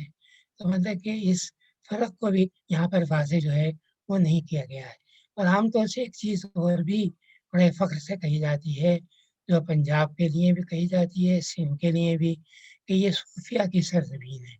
اچھا، صوفیہ کو عام طور سے امن کا پیغامبر سمجھا جاتا ہے، لیکن اگر آپ صوفیہ کی تاریخ پڑھیں تو صوفیہ میں بہت سے جنگجو صوفیہ بھی تھے جنہوں نے جہاد لڑے ہیں، اور اگر آپ صوفیہ کی تاریخ پڑھیں تو وہ بتاتے ہیں کہ محمود غزنوی کی، غوری کی اور التتمش کی، ان کی فتوحات جو ہیں فلاں فلاں صوفی کی دعا کا نتیجہ تھی۔ تو ہم صوفیہ کی تاریخ کو بھی سمجھ کر اور ان کو بھی امن کا پیغام پر سمجھ کر ان کو بھی ایک طرح سے غلط سمجھتے ہیں اور غلط درجہ دیتے ہیں۔ تو ہماری تاریخ میں بہت مطلب کہ غلط فہمیاں بھی ہیں، بہت مسخ شدہ تاریخ بھی ہے، اور جب تک اس مسخ شدہ تاریخ کو صحیح نہیں کیا جائے گا تو جو ہے وہ نہیں آئے گا۔ اب یہ ہے کہ ہم نے پوری کوشش کی ہے کہ کوئی صحیح تاریخی شعور بیدار کریں۔ اس سلسلے میں مطلب کہ ہماری کوششیں بہت محدود ہیں۔ مثلاً ہم ایک تاریخ کا رسالہ بھی نکالتے ہیں جس کے اب تک ہم 65 نمبر نکال چکے ہیں۔ اس میں ہم کوشش کرتے ہیں کہ وہ مضامین شائع کریں کہ جو لوگوں کو تاریخ کا سیکولر تاریخ کا شعور دیں، اور خود ہم نے کتابیں بھی لکھی، میں نے خود نے بھی مطلب کہ مغل تہذیب پر لکھی ہے، سندھ کے اوپر لکھی ہے، تاریخ نویسی پہ لکھی ہے، پاکستان پہ لکھی ہے، اور مختلف موضوعات پہ لکھی ہیں، اور خاص طور سے بتایا کہ تاریخ نویسی جو ہے اس طریقے سے بدلی ہے۔ اب اس وقت تاریخ نویسی میں قوم پرستی کے تحت بھی تاریخ لکھی جا رہی ہے، مارکسسٹ پوائنٹ آف ویو سے بھی تاریخ لکھی جا رہی ہے، امپیریل پوائنٹ آف ویو سے بھی تاریخ لکھی جا رہی ہے، پوسٹ ماڈرنزم کے تحت بھی تاریخ لکھی جا رہی ہے، اور فیمنسٹ نقطۂ نظر سے بھی تاریخ لکھی جا رہی ہے۔ تاریخ کا موضوع بہت وسیع ہو گیا ہے، اور خاص طور سے تاریخ نویسی میں جس نے بہت زیادہ اضافہ کیا ہے وہ فرانس کا انالس اسکول ہے۔ انالس اسکول نے کہا کہ سیاسی تاریخ اور معاشی تاریخ بہت لکھ دی گئی، اب سماجی تاریخ لکھنے کی ضرورت ہے۔ چنانچہ انہوں نے سماجی تاریخ لکھی ہے، جذباتی تاریخ لکھی ہے، مینٹلٹی کی تاریخ لکھی ہے، اور انہوں نے تاریخ نویسی کو بالکل بدل کر رکھ دیا ہے۔ اس میں نجی زندگی کی تاریخ بھی ہے، آنسوؤں کی تاریخ بھی ہے، غصے کی تاریخ بھی ہے، یہ پن بجلی یا جس کو کہیں اس کی تاریخ بھی ہے۔ تو ایک بہت بڑی تبدیلی جو ہے وہ آئی ہے۔ تو تاریخ نویسی جہاں ایک طرف بہت وسیع ہو رہی ہے، وہیں تاریخ نویسی یہاں کم ہو رہی ہے، اور بدقسمتی سے جو اب پرائیویٹ یونیورسٹیاں کھل رہی ہیں اس میں تاریخ کے مضمون کو بالکل ہی ختم کر دیا گیا ہے، اور پبلک یونیورسٹیز کے اندر بھی تاریخ کو اب تک روایتی طور پر یا ریاستی طور تاریخ وہ پڑھایا جا رہا ہے۔ اس کو تبدیل کرنے کے لیے ہمیں اب نہ پبلک یونیورسٹیز پہ اعتماد کرنا چاہیے، نہ کچھ، اب ہمیں خود کو ایک پرائیویٹ ادارے بنانے چاہیے جہاں پر ہم نئی تاریخ کو لکھیں، پاپولر بنائیں اور عوام کو پہنچائیں، تاکہ ان میں تاریخ کے بارے میں ایک شعور کے ہم نہ تو کوئی قوم بن سکتے ہیں، نہ ہی ہمیں کوئی جذبہ پیدا ہو سکتا ہے، نہ ہی ہمیں کوئی تبدیلی پیدا ہو سکتی ہے، کیونکہ تاریخ جو ہے وہ تبدیلی کا سب سے بڑا ذریعہ ہوتی ہے کہ معاشرہ ایک جگہ ٹھہرا ہوا نہیں رہتا ہے بلکہ معاشرہ بدلتا رہتا ہے، اور یہ ذہن اسی وقت بنتا ہے جب ہم تاریخ کو پڑھتے ہیں۔ اگر تاریخ نہیں پڑھیں تو ہم تبدیلی کے سخت مخالف ہوتے ہیں، جیسے ہم آج کل کے زمانے میں ہیں کہ ہم تبدیلی نہیں چاہتے، ہم چاہتے ہیں کہ جیسا معاشرہ ہے اسی طرح سے رہے، اور جب معاشرہ ٹھہرا ہوا ہوتا ہے تو معاشرہ ظاہر ہے جامد ہو کر آہستہ آہستہ پسماندہ بھی ہو جاتا ہے اور ختم بھی ہو جاتا ہے۔ تو یہ میری تھوڑی بہت معروضات تھیں، اب آپ سوالات کریں گے تو بہت حد تک میں ان کا جواب دے سکوں گا۔ بہت بہت شکریہ۔ اچھا، میں یہ آپ کو بتا دوں کہ میں ابھی چیٹ کا آپشن بھی آپ یوز کر سکتے ہیں، یا آپ اپنا جو ہینڈ ہے وہ آپ ریز کریں گے، اس کے بعد ہم موقع دیں گے تاکہ ڈسٹربنس نہ ہو۔ سو پہلے عامر راجہ صاحب آپ کا کہاں ہے؟ انفینکس۔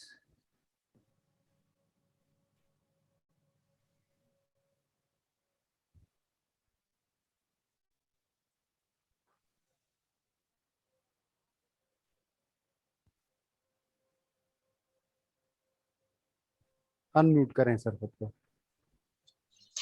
تھینک یو احسان، بہت شکریہ آپ تمام حضرات کا، اور خاص کر کے پاس کی جانب سے میں سمجھتا ہوں کہ یہ ایک نہایت ہی اچھا موضوع چنا گیا، اور اچھے موضوع کے ساتھ ایک ایسی شخصیت کو چنا گیا جس شخصیت نے ہمارے جیسے اسٹوڈنٹس کو आज से 20-25-30 साल पहले से जो है एक पूरे के पूरे हिस्ट्री के साथ रीओरिएंट करने की कोशिश की।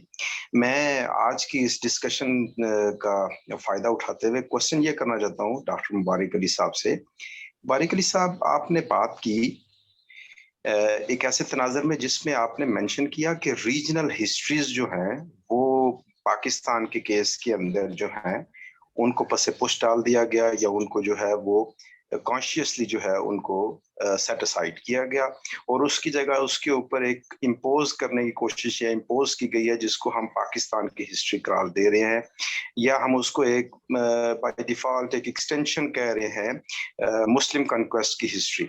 अच्छा, मैं उसको थोड़ा सा इस तरीके से आपसे क्वेश्चन फ्रेम करने से पहले ये जरूर कहूंगा कि मुझे लगता ये है कि जो हमारी मुख्तदर कुव्वतें हैं जिनके हाथ जो है वो इक़्तिदार है, ताकत है, ये उनके लिए मुनासिब है कि वो इसी तरीके से इसको चलाएं। एक तो ये बिल्कुल एक पॉलिटिकल डायमेंशन इसकी बनती है, लेकिन दूसरी बात ये है कि जो आपका वो कॉन्सेप्ट है या पॉइंट है उससे मुझे समझ ये लगती है कि रीजनल हिस्ट्रीज जब पढ़ाई जाएंगी तो रीजनल हिस्ट्रीज के अंदर हिस्ट्री के अंदर भी एक ओप्रेसर होता है, एक ओप्रेस्ड होता है।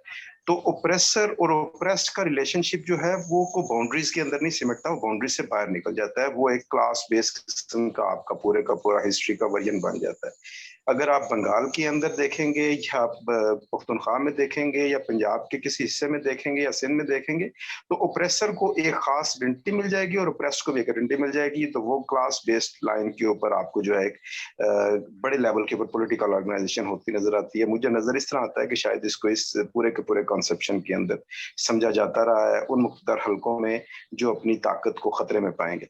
अच्छा, मैं यहाँ पे एक आपसे जो क्वेश्चन करना चाहता हूँ वो ये, आखिरकार हिस्ट्री को क्यों जीत के साथ ही देखा जाता है? हमेशा जीत को ही हिस्ट्री क्यों समझाया जाता है? ये नेशनलिज्म के पूरे पर्सपेक्टिव में बात कर रहा हूँ और मैं ये बात इसलिए कर रहा हूँ कि 2-3 दिन पहले एक ट्विटर पे एक तस्वीर जो है वो शेयर की गई जो अफगान एक हैं ऑफिस बेरर हैं, पब्लिक ऑफिस होल्डर हैं, अमरुल्लाह साले उनका नाम है और उसके ऊपर हमारे भी एक मिनिस्टर ने स्टेटमेंट दी और एक हमारे जो नेशनल सिक्योरिटी के एडवाइजर हैं उन्होंने भी स्टेटमेंट दी।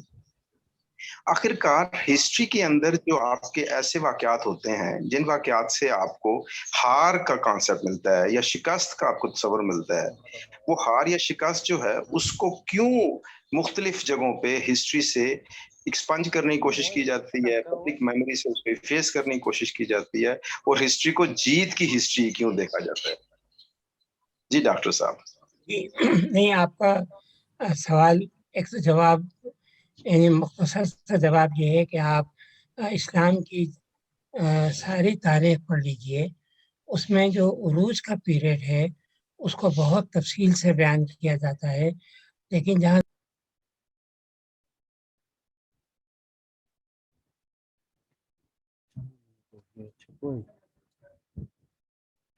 जाना किथे इधर आमड़ को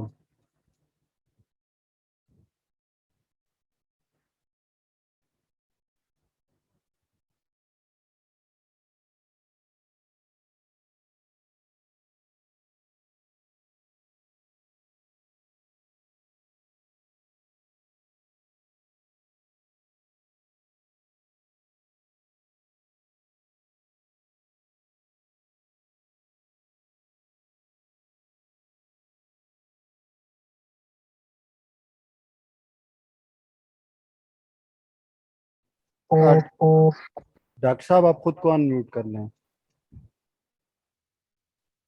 डॉक्टर मुबारक साहब आप खुद को अनम्यूट कर लें।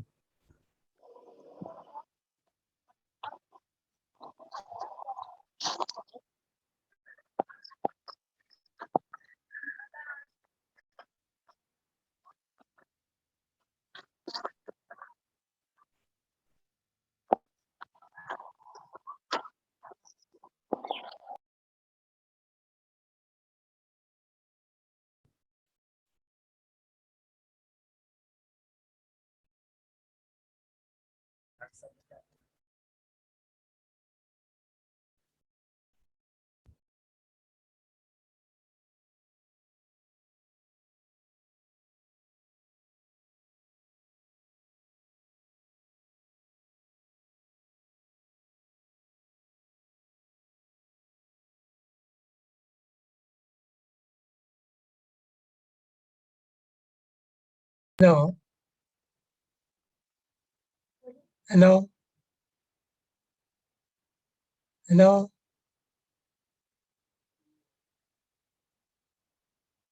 हेलो हेलो, आवाज आई? जी सर, आप ऑडिबल हैं। अच्छा, ठीक है। जी सर। अच्छा, जो मैं जिक्र कर रहा था वो ये था कि उरूज और ज़वाल को भी हम शाही खानदानों के पस मंज़र में देखते हैं। उसको हमें देखना चाहिए सोसाइटी के पस मंज़र में, कि उरूज के वक्त भी क्या आम लोगों की हालत बहुत अच्छी हो गई थी, या आम लोगों की हालत तो ऐसी ही थी जैसे कि ज़वाल के वक्त है। तो ये उरूज और ज़वाल का ताल्लुक भी रूलिंग क्लास से होता है, अवाम से नहीं होता है। अवाम चाहे उरूज का ज़माना हो चाहे ज़वाल का ज़माना हो, वो उसी तरीके से गुर्बत में, मुफ़लिसी में और ज़िल्लत के अंदर रहते हैं। तो इस कंसेप्ट को भी हमें ज़हन से निकाल देना चाहिए। दूसरी बात जो मैं कहना चाहूँगा वो ये है कि पाकिस्तान बनने से पहले ही मतलब कि इलाक़ाई जो तारीख़ें हैं उनको भी फ़िरक़े वाराना नुक़्ते नज़र से और पाकिस्तान बनने के बाद रियासती नुक़्ते नज़र से देखा गया। आवाज़ आ रही है? जी सर, जी सर, जी सर। अच्छा, उसकी एक मिसाल मैं मतलब कि खैबर पख्तूनख्वा के हवाले से मतलब कि दूँगा। वो ये है कि सैयद अहमद शहीद के वाक़े को हमारी रियासत की या रिवायती तारीख़ों में बहुत शानदार तरीके से पेश किया जाता है कि जैसे कि वो बहुत बड़ी तहरीक थी। हालाँकि अगर आप उस तहरीक का मुताला करें तो आपको पता चलेगा कि खैबर पख्तूनख्वा के इलाके के अंदर ये बग़ैर किसी यानी जिसको कहें दावत के आए, और इनकी ज़्यादा लड़ाइयाँ जो हैं वो पठान कबाइल से ही हुई हैं, और इन्होंने पठानों ही का बहुत ज़्यादा मतलब कि क्लास से उन पे ज़ुल्म जो है वो ढाए हैं। तो किसी भी तरीके से उनकी ये तहरीक जो थी वो खैबर पख्तूनख्वा के लिए फ़ायदा नहीं थी। वो सिखों से लड़ने नहीं आए थे, और जिस तरीके से वो आए थे हिंदुस्तान से और अंग्रेज़ी हुकूमत ने उनको आने दिया था, उससे अंदाज़ा होता है कि वो ख़ास तौर से यहाँ पर भेजे गए थे। लेकिन आप देखें गुलाम रसूल मेहर और दूसरे लोगों ने इस तहरीक को बहुत ज़्यादा मतलब कि मेरा एक मज़मून है इल्मिया तारीख़ में, जिसमें मैंने मतलब कि इसका पूरा तनक़ीदी जायज़ा लिया है, और लिया है कि किस तरीके से इन लोगों ने आने के बाद इस पूरे इलाक़े को किस में तब्दीली की थी, और उस पूरे इलाक़े को किस तरीके से उन्होंने अपनी हुकूमत के अंदर लाकर मतलब कि क्या-क्या ज़ुल्म उन्होंने किए थे। तो इलाक़ाई तारीख़ों से अब ऐसे वाक़यात को दोबारा देखने की ज़रूरत है और उनको सही करने की ज़रूरत है। न सिर्फ़ ये कि पख्तूनख्वा में, बल्कि सिंध के अंदर भी और बलूचिस्तान के अंदर भी और पंजाब के अंदर। जी सर, जी सर। और कोई पार्टिसिपेंट जिसका कोई क्वेश्चन हो वो हाथ खड़ा कर सकता है। काइंडली मेरी एक और गुजारिश है कि आपका सवाल लंबा ना हो, बिल्कुल आप उसको ब्रीफ रखें ताकि डॉक्टर साहब आपको जल्दी से रिस्पॉन्ड कर सकें। कोई और अगर करना चाहे तो अपना हाथ रेज करें।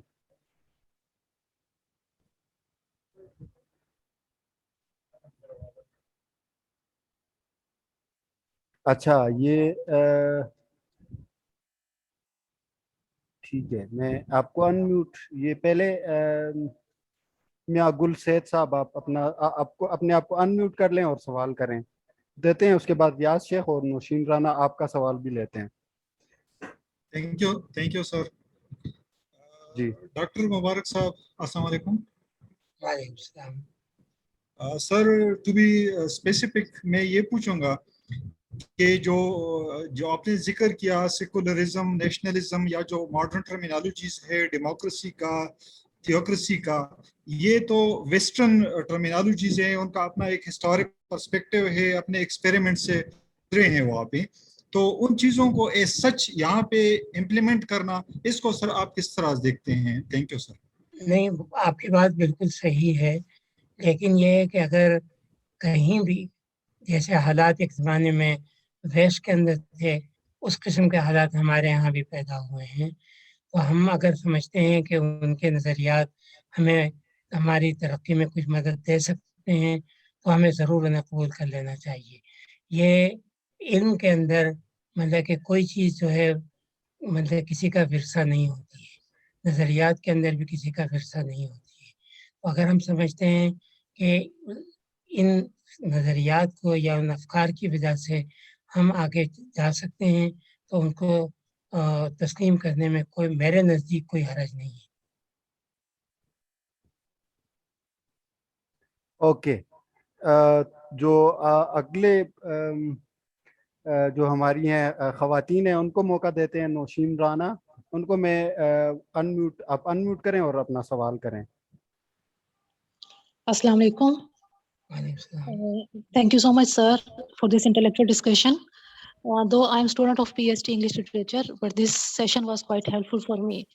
آپ نے جس طرح سے رومن امپائر سے اور اس سے پہلے سے بات سٹارٹ کی ہے اور پھر اس کے بعد آپ لے کے ہیں پاکستان انڈیا تک، تو it was really interesting to hear you. Secondly جو یہاں کے moderators, I would say thank you to them and they have done a wonderful job. Sir start میں ایک آپ کے اسکالر نے ذکر کیا تھا کہ you would be discussing history from the perspective of post modernism. تو سر پوسٹ ماڈرنزم میں ایک ہمارے پاس اسکالر ہیں، انٹلیکچوئل ہیں، ڈیریڈا.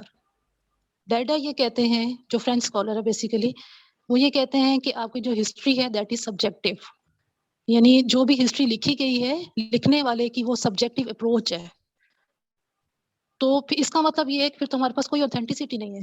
کوئی بھی ہسٹری ہمارے پاس آئی ہے، چاہے پاکستان کی ہے، انڈیا کی ہے، رومن امپائر کی ہے، تو اس کو ہم کس طرح سے چیک کریں گے کہ دیٹ ہسٹری اور that particular event is authentically described. تو اس کو سر پلیز کلیئر کر دیں because it is a kind of confusion for me. نہیں مطلب کہ پوسٹ ماڈرنزم کی اپنی ایک تھیوری ہے یا ان کا اپنا ایک نظریہ ہے کہ مصنف یا مورخ کوئی چیز لکھ دیتا ہے تو وہ اب اس کی نہیں رہتی ہے، بلکہ اب یہ پڑھنے والے کا کام ہے کہ اس کا انٹرپریٹیشن کرے، اس کا اور جس طرح سے چاہے اس کو سمجھے. تو میرے نزدیک یہ طریقہ کار جو ہے وہ بہت زیادہ کنفیوژن جو ہے وہ پھیلاتا ہے. تو ذاتی طور پہ میں اس کو تسلیم نہیں کرتا، کیونکہ اگر آپ اس کو مان لیں تو جیسا آپ نے کہا کہ پھر ہسٹری بھی، لٹریچر بھی، اس کی بھی کوئی اہمیت جو ہے وہ نہیں رہتی ہے اور اس کا کوئی امپیکٹ بھی مطلب کہ نہیں ہوتا ہے. لیکن یہ کہ نئے خیالات آتے رہتے ہیں، نئے افکار جو ہیں وہ آتے رہتے ہیں، لوگ ان کو قبول بھی کر لیتے ہیں. تو وہ ایک یہ تھیوری جو ہے پوسٹ ماڈرنزم کی، یہ کچھ لوگ ان کو بہت مانتے ہیں لیکن کافی لوگ ہیں جو اس کو تسلیم نہیں کرتے. ہم یہ کہتے ہیں کہ تاریخ کو مارکسی پوائنٹ آف ویو سے سمجھنا چاہیے اور تاریخ کو عام لوگوں کے نقطہ نظر سے سمجھنا چاہیے کہ تاریخ میں عام لوگوں کا کیا کردار رہا ہے جن کو اب تک تاریخ سے نکال دیا گیا تھا اور ان کا ذکر نہیں تھا، جن میں کسان ہیں، کاریگر ہیں یا مزدور ہیں. تو ان کو دوبارہ سے تاریخ میں واپس لانا، یا عورتیں ہیں کہ انہوں نے تاریخ کے بنانے میں کیا حصہ لیا. تو پوسٹ ماڈرنزم جو ہے وہ مطلب کہ اس نقطہ نظر کے بالکل خلاف ہے. اس لیے میں ذاتی طور پہ مطلب کہ اس کو تسلیم نہیں تھا. جی ڈاکٹر صاحب، بالکل. اگر ہم پوسٹ ماڈرنزم کو ہی سمجھ لیں تو پھر تو ہم کسی چیز پہ متفق ہو ہی نہیں سکتے. تو اگلے جو ہمارے ہیں ان کی طرف بڑھتے ہیں. ریاض شیخ، آپ انمیوٹ کریں اور کوشچن کر لیں. بہت شکریہ ڈاکٹر صاحب. یہ میں اپنے سوال پہ آنے سے پہلے جو نوشین نے بات کی تھی پوسٹ ماڈرنزم کی، تو میرے خیال میں اوور آل وہ جو آپ نے بات کی کہ یہ جو ہسٹری ہے اس کی انٹرپریٹیشن تو پھر حالات کے حساب سے ہوتی ہے کہ وہ ویو کیا دیکھنا ہے. مثلاً وہ جو فقہ کا بایو پولیٹکس کا ماڈل ہے اور ساری چیزیں وہ اس کا ہی اپنا حصہ ہیں. میں اپنی بات کو کرتا ہوں کہ ڈاکٹر صاحب یہ کیونکہ ہم مانسیرا یونیورسٹی کے ہب سے کر رہے ہیں اور یہاں کا لوکل کر رہے ہیں، تو میں کہہ رہا تھا کہ جو ہمارا کانسیپٹ ہے، جس طرح آپ بات کرتے ہیں کہ مقامی تاریخ کا لکھنے کا جو عمل ہے، تو آپ یہ جو مانسیرا ہے، یہ ہزارہ جو بیلٹ ہے جس کی ہم بات کر رہے ہیں، تو یہاں کی مقامی تاریخ ہمیں اس طرح ریٹن شیپ میں نہیں ملتی. تو اس کے لیے ان سے کہیں گے کہ ہم کیا ماڈل اپنائیں کہ جس طرح جو ہے سید احمد شہید اور دوسری تحریکیں اس علاقے میں، ام کی ریاست اور یہ سارا، تو ہزارہ اور مانسہرہ کی ایک عوامی تاریخ جو ہے اس کے لیے یونیورسٹی اور آپ ان کو کس طرح ایڈوائز کریں گے؟ نہیں، میں تو ایک ایڈوائس اس طرح سے کروں گا، کیونکہ تاریخ لکھنے سے پہلے بہت ضروری ہوتا ہے کہ آپ تاریخی مواد کو جمع کریں، یعنی کوئی آرکائیوز اپنے جو ہے وہ بنائیں. تو سب سے پہلے تو آرکائیوز بنانا چاہیے. اچھا، آرکائیوز کے بعد دوسرا جو ہوتا ہے وہ ہوتا ہے زبانی تاریخ. اچھا، اب ظاہر ہے کہ وہ لوگ تو نہیں رہے، لیکن کچھ چیزیں ایسی ہوتی ہیں کہ نسلاً در نسلاً سینہ بسینہ چلی آتی ہیں. آپ اس زبانی تاریخ کو بھی محفوظ کریں. اچھا، پھر اس کے بعد آپ یہ دیکھیں اس عہد کی تاریخ اگر آپ کو لکھنا ہے، دیکھنا ہے کہ اس وقت کے حالات جو تھے وہ کیا تھے، مطلب کہ کس حد تک ان تحریکوں نے اس علاقے کو بدلا، اس علاقے کے اندر کوئی تبدیلی لے کے آئے، یا اس علاقے کو مزید پسماندہ انہوں نے کیا ہے. اور تیسری بات جو ہے یہ دیکھنا چاہیے کہ باہر سے آنے والے جو ہیں، جو خاص طور سے اس مقصد کے لیے آتے ہیں کہ وہ کسی سوسائٹی کی اصلاح کر دیں، جیسے جہاد تحریک جو ہے سید احمد شہید کی وہ جہاد تحریک تھی، وہ یہ تھی کہ وہ یہ چاہ رہے تھے کہ سکھوں کا خاتمہ کر دیں اور اس علاقے کے لوگوں کو مذہبی بنا دیں زیادہ سے زیادہ. لیکن دونوں صورتوں کے اندر وہ ناکام ہوتے ہیں. کیوں ناکام ہوتے ہیں اس کا جائزہ لینے کی ضرورت ہے، خاص طور سے کہ ہندوستان سے جو مسلسل مجاہدین بھی آتے رہے ہیں، عطیات بھی آتے رہے ہیں، اور ان کا بہت اچھا ذکر جو ہے وہ ہنٹر نے اپنی کتاب اور انڈین مسلمس میں کیا ہے کہ کس طریقے سے آئے ہیں. پھر انگریزی حکومت نے آہستہ آہستہ مطلب کہ اس سلسلے کو ختم کیا ہے، لیکن پٹھانوں پر اس کا اثر بہت زیادہ خراب ہوا ہے. پھر جو تاریخ لکھی گئی ہے اس میں خاص طور سے جو پنجاب میں جیسے غلام رسول کی تاریخ ہے، سارا الزام وہ پٹھانوں کو دیتے ہیں کہ پٹھانوں نے غداری کی اور ان کا ساتھ نہیں دیا، جس کی وجہ سے ان کو شکست ہوئی. یہ جو تاثر دیا جاتا ہے، میرے خیال سے اس تاثر کو ختم کرنے کے لیے نئی تحقیق کی جو ہے وہ ضرورت ہے. اور ہماری جو نئی یونیورسٹیاں ہیں ان کے اندر اب یہ ہے کہ ہمیں مطلب کہ نئے نوجوان مورخوں کو تربیت دینا ہوگی، ان کو بتانا ہوگا کہ آرکائیوز کو کیسے استعمال کیا جائے، زبانی تاریخ کو کیسے استعمال کیا جائے، اور کس طریقے سے نئی تھیوریز جتنی بھی ہیں ان کو کیسے استعمال کر کے ایک نئی تاریخ جو ہے وہ لکھی جائے. اور اس نئی تاریخ میں خاص طور سے عام لوگوں کا ضرور ذکر ہونا چاہیے کہ عام لوگوں کا رویہ کیا تھا، کہ عام لوگوں نے جب یہ ساری تحریکیں آئی ہیں تو عام لوگوں نے کیسے کیا کیا نقصانات اٹھائے ہیں. مطلب کہ ان تحریکوں کی وجہ سے ان کی حالت کوئی نہیں بدلی ہے، بلکہ ان کی حالت پہلے سے زیادہ خراب ہوئی ہے. یہ کچھ ایک آپ یعنی نکات لیں اور نکات لے کے مطلب کہ نئی تاریخ لکھنے کی ابتدا کریں. یقیناً مشکل کام ہے کیونکہ آپ کو پورا مواد جو ہے وہ نہیں ملے گا، لیکن آپ کوشش کریں تو آہستہ آہستہ مواد بھی ملتا چلا جائے گا. اس کے لیے آپ کو یعنی پشاور کے آرکائیوز کو بھی دیکھنا ہوگا، اس کے لیے آپ کو برٹش انڈیا کے آرکائیوز ہیں ان کو بھی دیکھنا ہوگا، چونکہ برٹش انڈیا کے اندر انہوں نے، اور آپ کو یعنی جو بامبے کے آرکائیوز ہیں ان کو بھی دیکھنا ہوگا، کیونکہ یہ سب جب تک آپ یہ مواد آپ کے پاس نہیں ہوگا آپ مکمل تاریخ جو ہے وہ نہیں لکھ سکیں. جی بالکل ایسا ہی ہے. اس کے علاوہ ایک جو میرے ٹیچر ہیں ڈاکٹر عادل، ان کا ایک تھیسس ہے اس کے اوپر کیسے ان کو برٹش گورنمنٹ نے فیسیلیٹیٹ کیا، وہ بھی اگر چاہیں یہ ریاض شیخ صاحب میں ان کو پرووائڈ کر دوں گا. جو اگلے ہمارے ہیں حمزہ ادریس، وہ اپنے آپ کو انمیوٹ کریں اور کوشچن پوچھیں.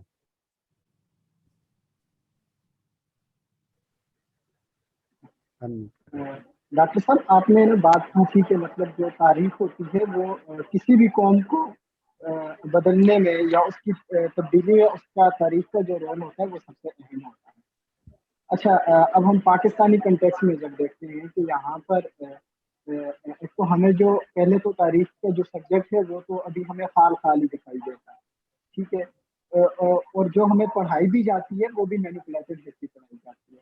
یعنی کہ جو تاریخ ہے، جو ہماری شناخت ہے، ہمیں وہی مینیپولیٹ کر کے پڑھائی جاتی ہے. تو یہ جو ہم دیکھتے ہیں، تو اس ساری تاریخ کے سبجیکٹ کو جو مشق کر کے پڑھایا جاتا ہے، اس تنزلی کے اسباب کیا ہیں سر؟ اور اس کے بعد آپ کیا دیکھتے ہیں فیوچر؟ کیونکہ ہم دیکھتے ہیں کہ عام طور پر اسٹوڈنٹ جو ہوتے ہیں وہ میٹرک یا ایف اے تک کی تعلیم حاصل کر پاتے ہیں، اور اس میں وہ ہی مینیپولیٹڈ ہسٹری پڑھتے ہیں. تو آپ کیسے دیکھتے ہیں سر؟ ہاں دیکھیں، ریاستی تاریخ پر یا روایتی تاریخ پر تو آپ کو اعتماد نہیں کرنا چاہیے. مطلب کہ اب تاریخ کو آپ یونیورسٹیوں سے، تعلیمی اداروں سے باہر دیکھیں سر کہ ایک جو لوگ عام ذہن والا بندہ کیسے وہ کر سکتا ہے نہیں، اس میٹرک کو یا آپ ایف اے والا پہلے؟ نہیں، اس کے لیے یہ ہے کہ روایتی تاریخ سے الگ ہو کر باہر کے لوگوں نے بھی کچھ تاریخیں لکھی ہیں، بہت زیادہ نہیں لیکن کچھ لکھی ہیں. آپ ان کو دیکھیے کہ انہوں نے تاریخ کو کس انداز کے اندر دیکھا ہے. روایتی نہیں ہے وہ، اور نہ ہی وہ ریاستی مطلب کہ تاریخ ہے. انہوں نے اس سے الگ ہٹ کر مطلب کہ تاریخ کو دیکھا ہے. تو آپ تاریخ کو یعنی اس سے علیحدہ ہو کر دیکھیے. اور اگر ایسا نہیں ہے تو میرا خیال سے پاکستانی سوسائٹی کے لیے بہت ضروری ہے کہ وہ تاریخ کے ایک سیکولر ادارے جو ہے وہ قائم کرے. کیونکہ ہمارے اب تک تاریخ کو مذہب سے جوڑ کر مطلب کہ دیکھا جاتا ہے. مذہب سے آپ جوڑ کر دیکھیں گے تو تاریخ کا نقطۂ نظر کچھ اور ہوگا.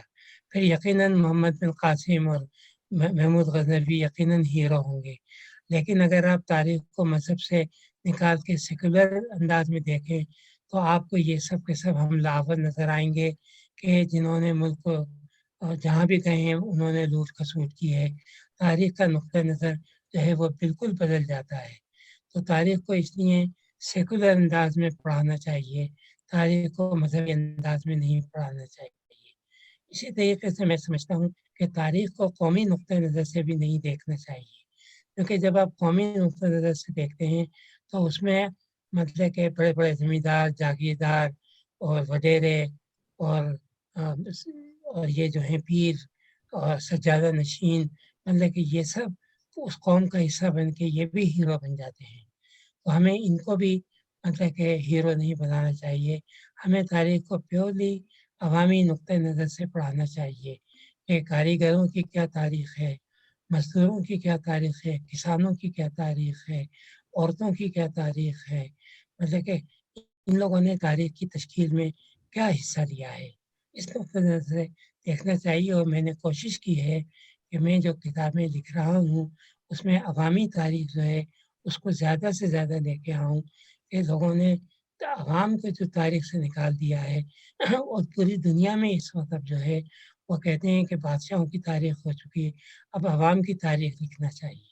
مثلاً آرکیالوجی میں بھی مطلب کہ اب جو نئے انقلابی آرکیالوجسٹ ہیں وہ کہتے ہیں کہ اب ہمیں محلات کو نکال کی کھدائی کی ضرورت نہیں ہے، ہمیں ان اوزار و ہتھیاروں کی اسٹڈی کی ضرورت ہے جو عام لوگ استعمال کرتے تھے.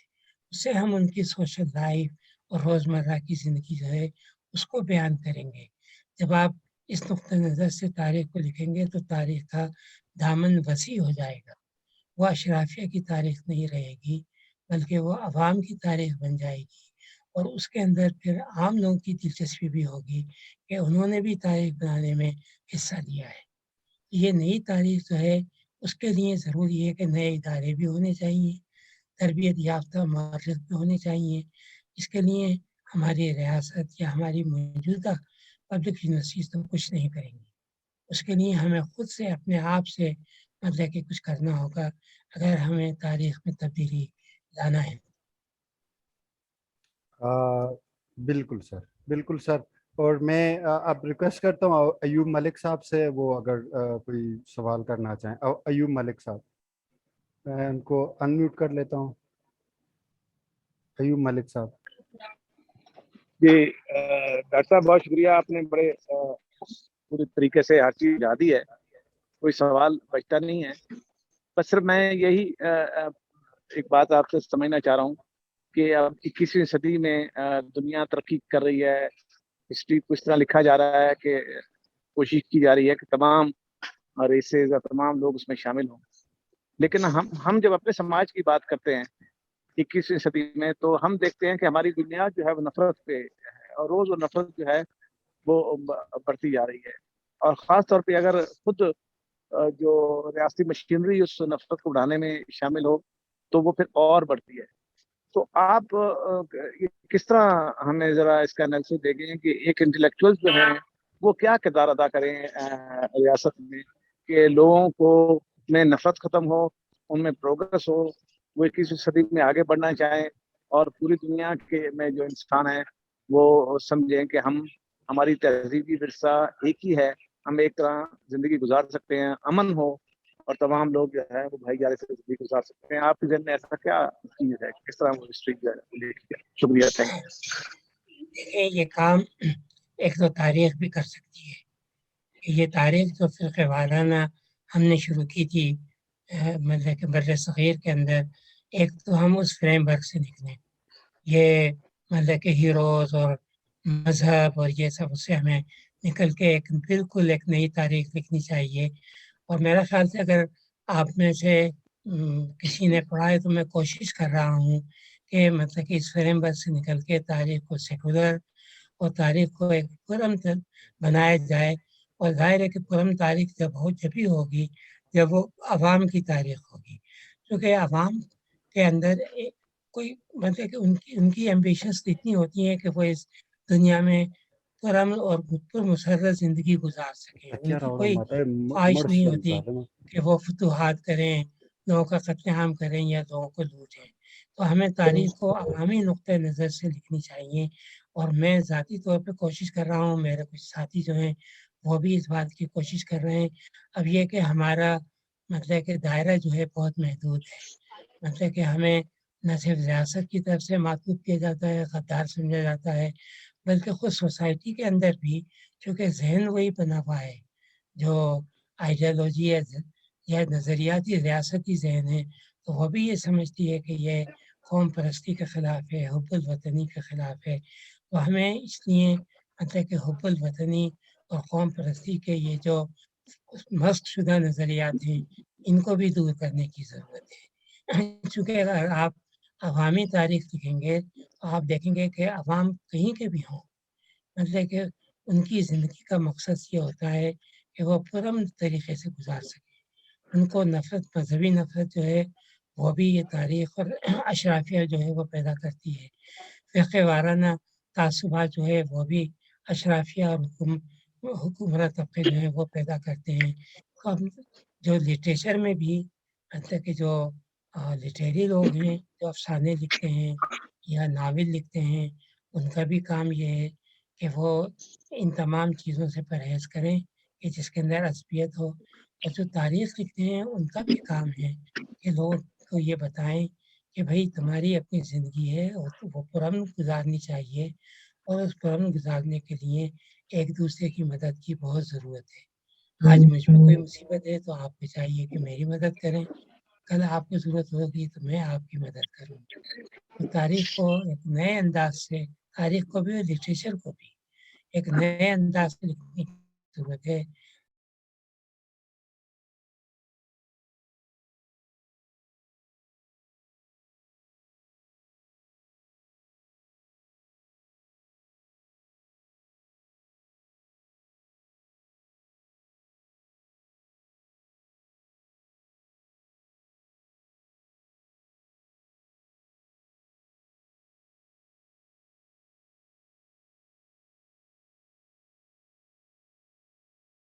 ڈاکٹر صاحب آپ خود کو انمیوٹ کر لیں. ڈاکٹر مبارک صاحب آپ خود کو انمیوٹ کر لیں پلیز.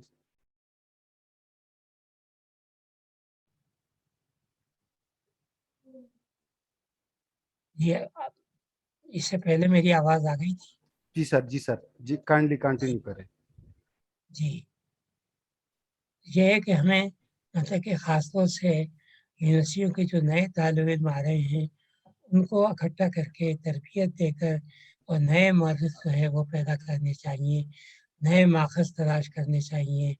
اور اب چونکہ یہ علاقہ جو ہے مثلاً خیبر کا علاقہ، پختونخوا کا علاقہ، ایک زمانے میں یہ بدھسٹ علاقہ تھا، لیکن اب کسی کو بدھسٹ تاریخ کا پتہ نہیں ہے، تو ہمیں اس تاریخ کو بھی ڈھونڈنا چاہیے، ماضی سے نکالنا چاہیے، اور اس سے یہ ثابت ہوگا کہ اس علاقے کے اندر مطلب کہ صرف اسلامی نہیں، یہاں پر دوسرے مذاہب دے رہے ہیں، اور ان کا اثر جو ہے وہ بھی اس علاقے پر آج تک ہے۔ بدھسٹ بھی یہاں پر رہے، زرتشت بھی یہاں پر رہے، ایرانی بھی یہاں پر رہے ہیں، ان سب کا بھی اثر یہاں پر ہوا ہے۔ جی بالکل، تو آخری سوال لیتے ہیں ہم ابرار کنڈی سے۔ ان کو میں انمیوٹ کرتا ہوں، آپ انمیوٹ ہوں اور اپنا سوال کریں، آخری سوال۔ السلام علیکم سر۔ وعلیکم السلام۔ سر آپ نے تاریخ نویسی کی ٹریننگ حاصل کرنے کی بات کی ہے، میں ایسے پوچھنا چاہتا ہوں کہ ایک عام اسٹوڈنٹ تاریخ نویسی کی ٹریننگ کیسے حاصل کر سکتا ہے، یا کیا ایسا کوئی فورم موجود ہے جو اس سلسلے میں ہیلپ کر سکے؟ نہیں، ایسا کوئی فورم تو نہیں ہے۔ مثلا ہمارا ایک انسٹیٹیوٹ ہے، انسٹیٹیوٹ آف مطلب کہ ہسٹری، لیکن ہمارے ابھی اتنے ریسورسز نہیں ہیں کہ ہم اس میں کچھ لوگوں کو ٹرین کریں۔ ہمارے پاس سب سے بڑا، لہٰذا ہم صرف جرنل نکالتے ہیں ہسٹری کا اور ہم کتابیں شائع کرتے ہیں۔ لیکن میری خواہش ہے کہ ہم سب مل کر کوئی، ہم بہت بڑا مطلب کہ فائننس کی ضرورت نہیں ہے، تھوڑا بہت فائننس ہو، اور ایسے نوجوان ہوں جن کو کہ تاریخ سے دلچسپی ہو، وہ مطلب کہ تاریخ کو پڑھیں۔ اور میں نے کہا میں ہمیشہ سے موجود اور حاضر رہتا ہوں کہ اگر کوئی مجھ سے تربیت لینا چاہے، سوال کرنا چاہے کہ کیسے وہ تاریخ کو پڑھے، تو اس کے لیے میں تیار ہوں۔ تو یہ کام ہمیں خود کرنا ہے بغیر کسی مدد کے۔ اب این جی او کا زمانہ بھی گزر گیا، این جی او نے بھی اس ملک کو بہت خراب کیا ہے، تو ہمیں این جی او پہ بھی اعتبار نہیں ہے، ہم نے کبھی باہر سے کوئی پیسہ نہیں لیا ہے، اور اب بھی ہمارا تاریخ انسٹیٹیوٹ ہے، ہم خود ہی اس کو چلاتے ہیں۔ ریاض شیخ جو ہیں وہ تاریخ رسالہ جو ہے اس کے ایڈیٹر ہیں، اور یہ اس کو کراچی میں ایڈٹ کرتے ہیں۔ آپ لوگ اس کو پڑھیے، ابھی نیا ایشو آیا ہے، تو ہم کوشش کرتے ہیں کہ اس کے اندر ایسے مضامین شائع کریں کہ جو نئے خیالات کو مطلب کہ نئے افکار کو پیدا کرتے ہیں۔ بہت کم تعداد میں چھپتا ہے، بہت کم پڑھتے ہیں، تو ہم چاہتے ہیں کہ میری کتابیں ہیں، میرے دوستوں کی کتابیں ہیں، اور یہ رسالہ ہے، یہ زیادہ سے زیادہ پھیلے، کیونکہ اس سے زیادہ ہم کچھ نہیں کر سکتے۔ ریاست ہماری مخالفت کرتی ہے، ہماری مدد نہیں کرتی، تو ہمیں خود ہی کو یہ سب کچھ کرنا پڑے گا۔ تو آپ نے یہ ادارہ جو بنایا ہے یہ بہت اچھا ہے، یہ لیکچر کا سلسلہ بھی بہت اچھا ہے، لیکن لیکچر کے ساتھ ساتھ آپ جو ہے وہ تحریری یا کتابوں کو یا پمفلٹ کو بھی چھاپنے کا سلسلہ کریں، تاکہ بات جو ہے اور زیادہ لوگوں تک پہنچے۔ جی بالکل، تو اب میں درخواست کرتا ہوں ڈاکٹر مبارک علی صاحب سے کہ وہ اپنے کنکلوڈنگ ریمارکس شیئر کریں۔ نہیں، میرے کنکلوڈنگ ریمارکس جو ہیں کہ ایک تو مطلب کہ خوشی ہے کہ آپ لوگ جمع ہوئے، سوالات آپ نے پوچھے، کیونکہ کوئی لیکچر ہوتا ہے، سوالات ہوتے ہیں، تو وہ بہت سی باتیں جو لیکچر میں نہیں ہوتی ہیں وہ سوالات میں جو ہے وہ آ جاتی ہیں۔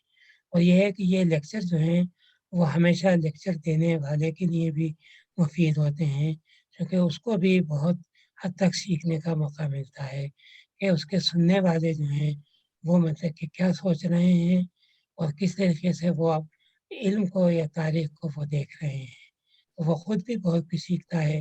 تو میں جب بھی لیکچر دیتا ہوں یقیناً سامعین سے بہت کچھ سیکھتا ہوں، اور میرے علم میں اضافہ ہوتا ہے۔ آج بھی جو سوالات ہوئے اس نے میرے علم میں اضافہ کیا، تو بہت آپ کا شکریہ کہ آپ اس قسم کے لیکچر جو ہے وہ رکھتے ہیں، اور میرے خیال سے اس میں لوگوں کی تعداد کو بڑھانا چاہیے کہ زیادہ سے زیادہ لوگ آئیں، سوالات بھی زیادہ سے زیادہ کریں، تاکہ ان کے ذہن میں بھی جو بہت سی باتیں ہیں وہ کلیئر ہوں، اور لیکچر دینے والا جو ہے اس کے ذہن میں بھی جو بہت سی باتیں ہیں وہ ان کا جواب دے سکے۔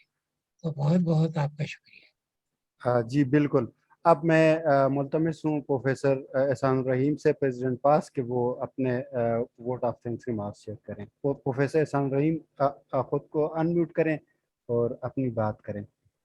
پروفیسر احسان الرحیم صاحب. السلام علیکم. شکریہ احسن, شکریہ حمزہ, آپ نے بڑے اچھے طریقے سے اس کو آگے پروگرام کو چلایا.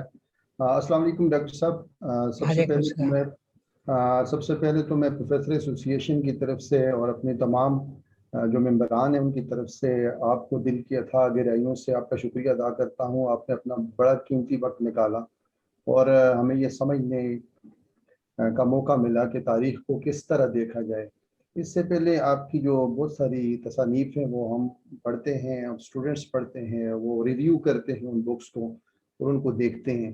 اور یہ جو بات آپ نے بہت اہم کی کہ تاریخ کو اگر دیکھنا ہے اور اس کو نئے سرے سے اور اس کو سمجھنے کی ضرورت ہے تو یہ ہمیں اپنی سیلف ایفرٹ کرنی پڑے گی اور ہر آدمی جو ہے اپنے طریقے سے دیکھے تاکہ وہ اس ملک کے لیے ایک اہم کردار ادا کر سکے.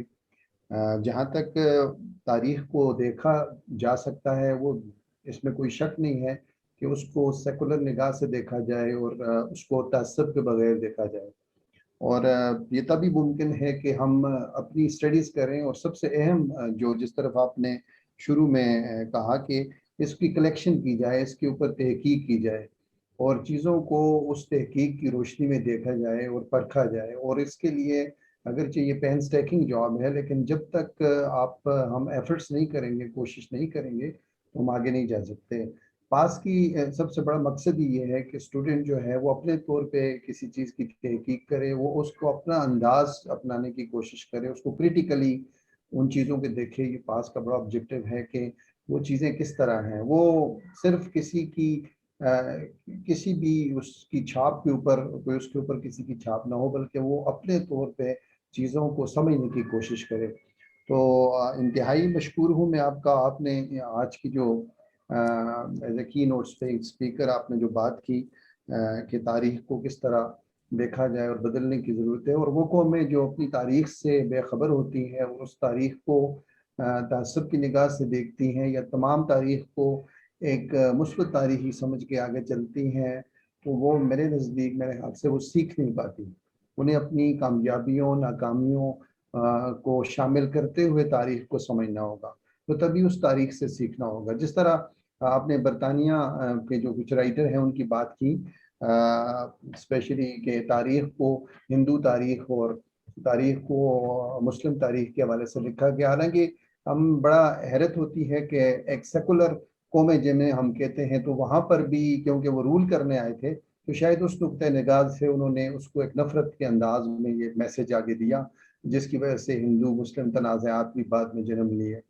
تو میرے خیال سے آج بھی جو بعض بکس ہم دیکھتے ہیں, انٹرنیشنل پالیٹکس کی بکس دیکھتے ہیں, تاریخ کی کتابیں جو آج کے سیناریو میں باہر بھی لکھی جاتی ہیں, تو ماسوائے چند ایک بڑے لکھاریوں کے وہاں پر بھی کچھ مسائل ہمیں نظر آتے ہیں, تاریخ کے حوالے سے نظر آتے ہیں, انٹرنیشنل پالیٹکس کے حوالے سے نظر. تو ایک ڈسیپشن کی دنیا ہے جس میں ہم رہتے ہیں, تو اس کو دیکھنا ہوگا اسٹوڈنٹس کو اور خود اپنے ملک کو سرو کرنا ہوگا, اس کی تاریخ کو اچھی طرح سمجھنا ہوگا کہ ہماری انڈس کی تاریخ ہے, ہماری انڈس کی تاریخ سے جڑے ہوئے ہم لوگ ہیں وہ کیا ہے.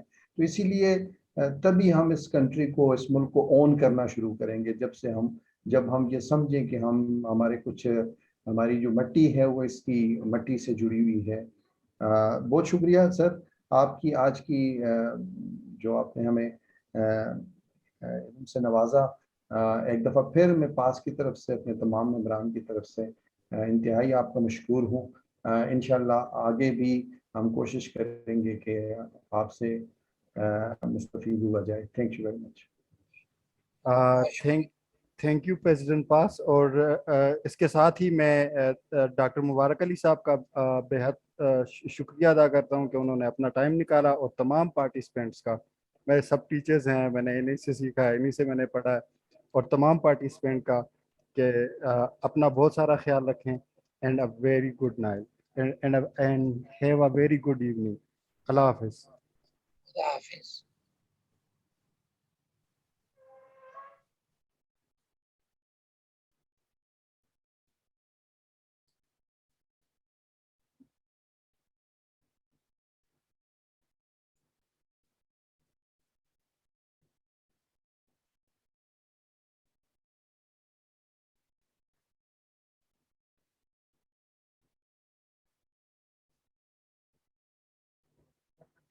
ریکارڈنگ کس طرح سیو کرنی ہے، سیو کس طرح کرنی ہے، ای ریکارڈنگ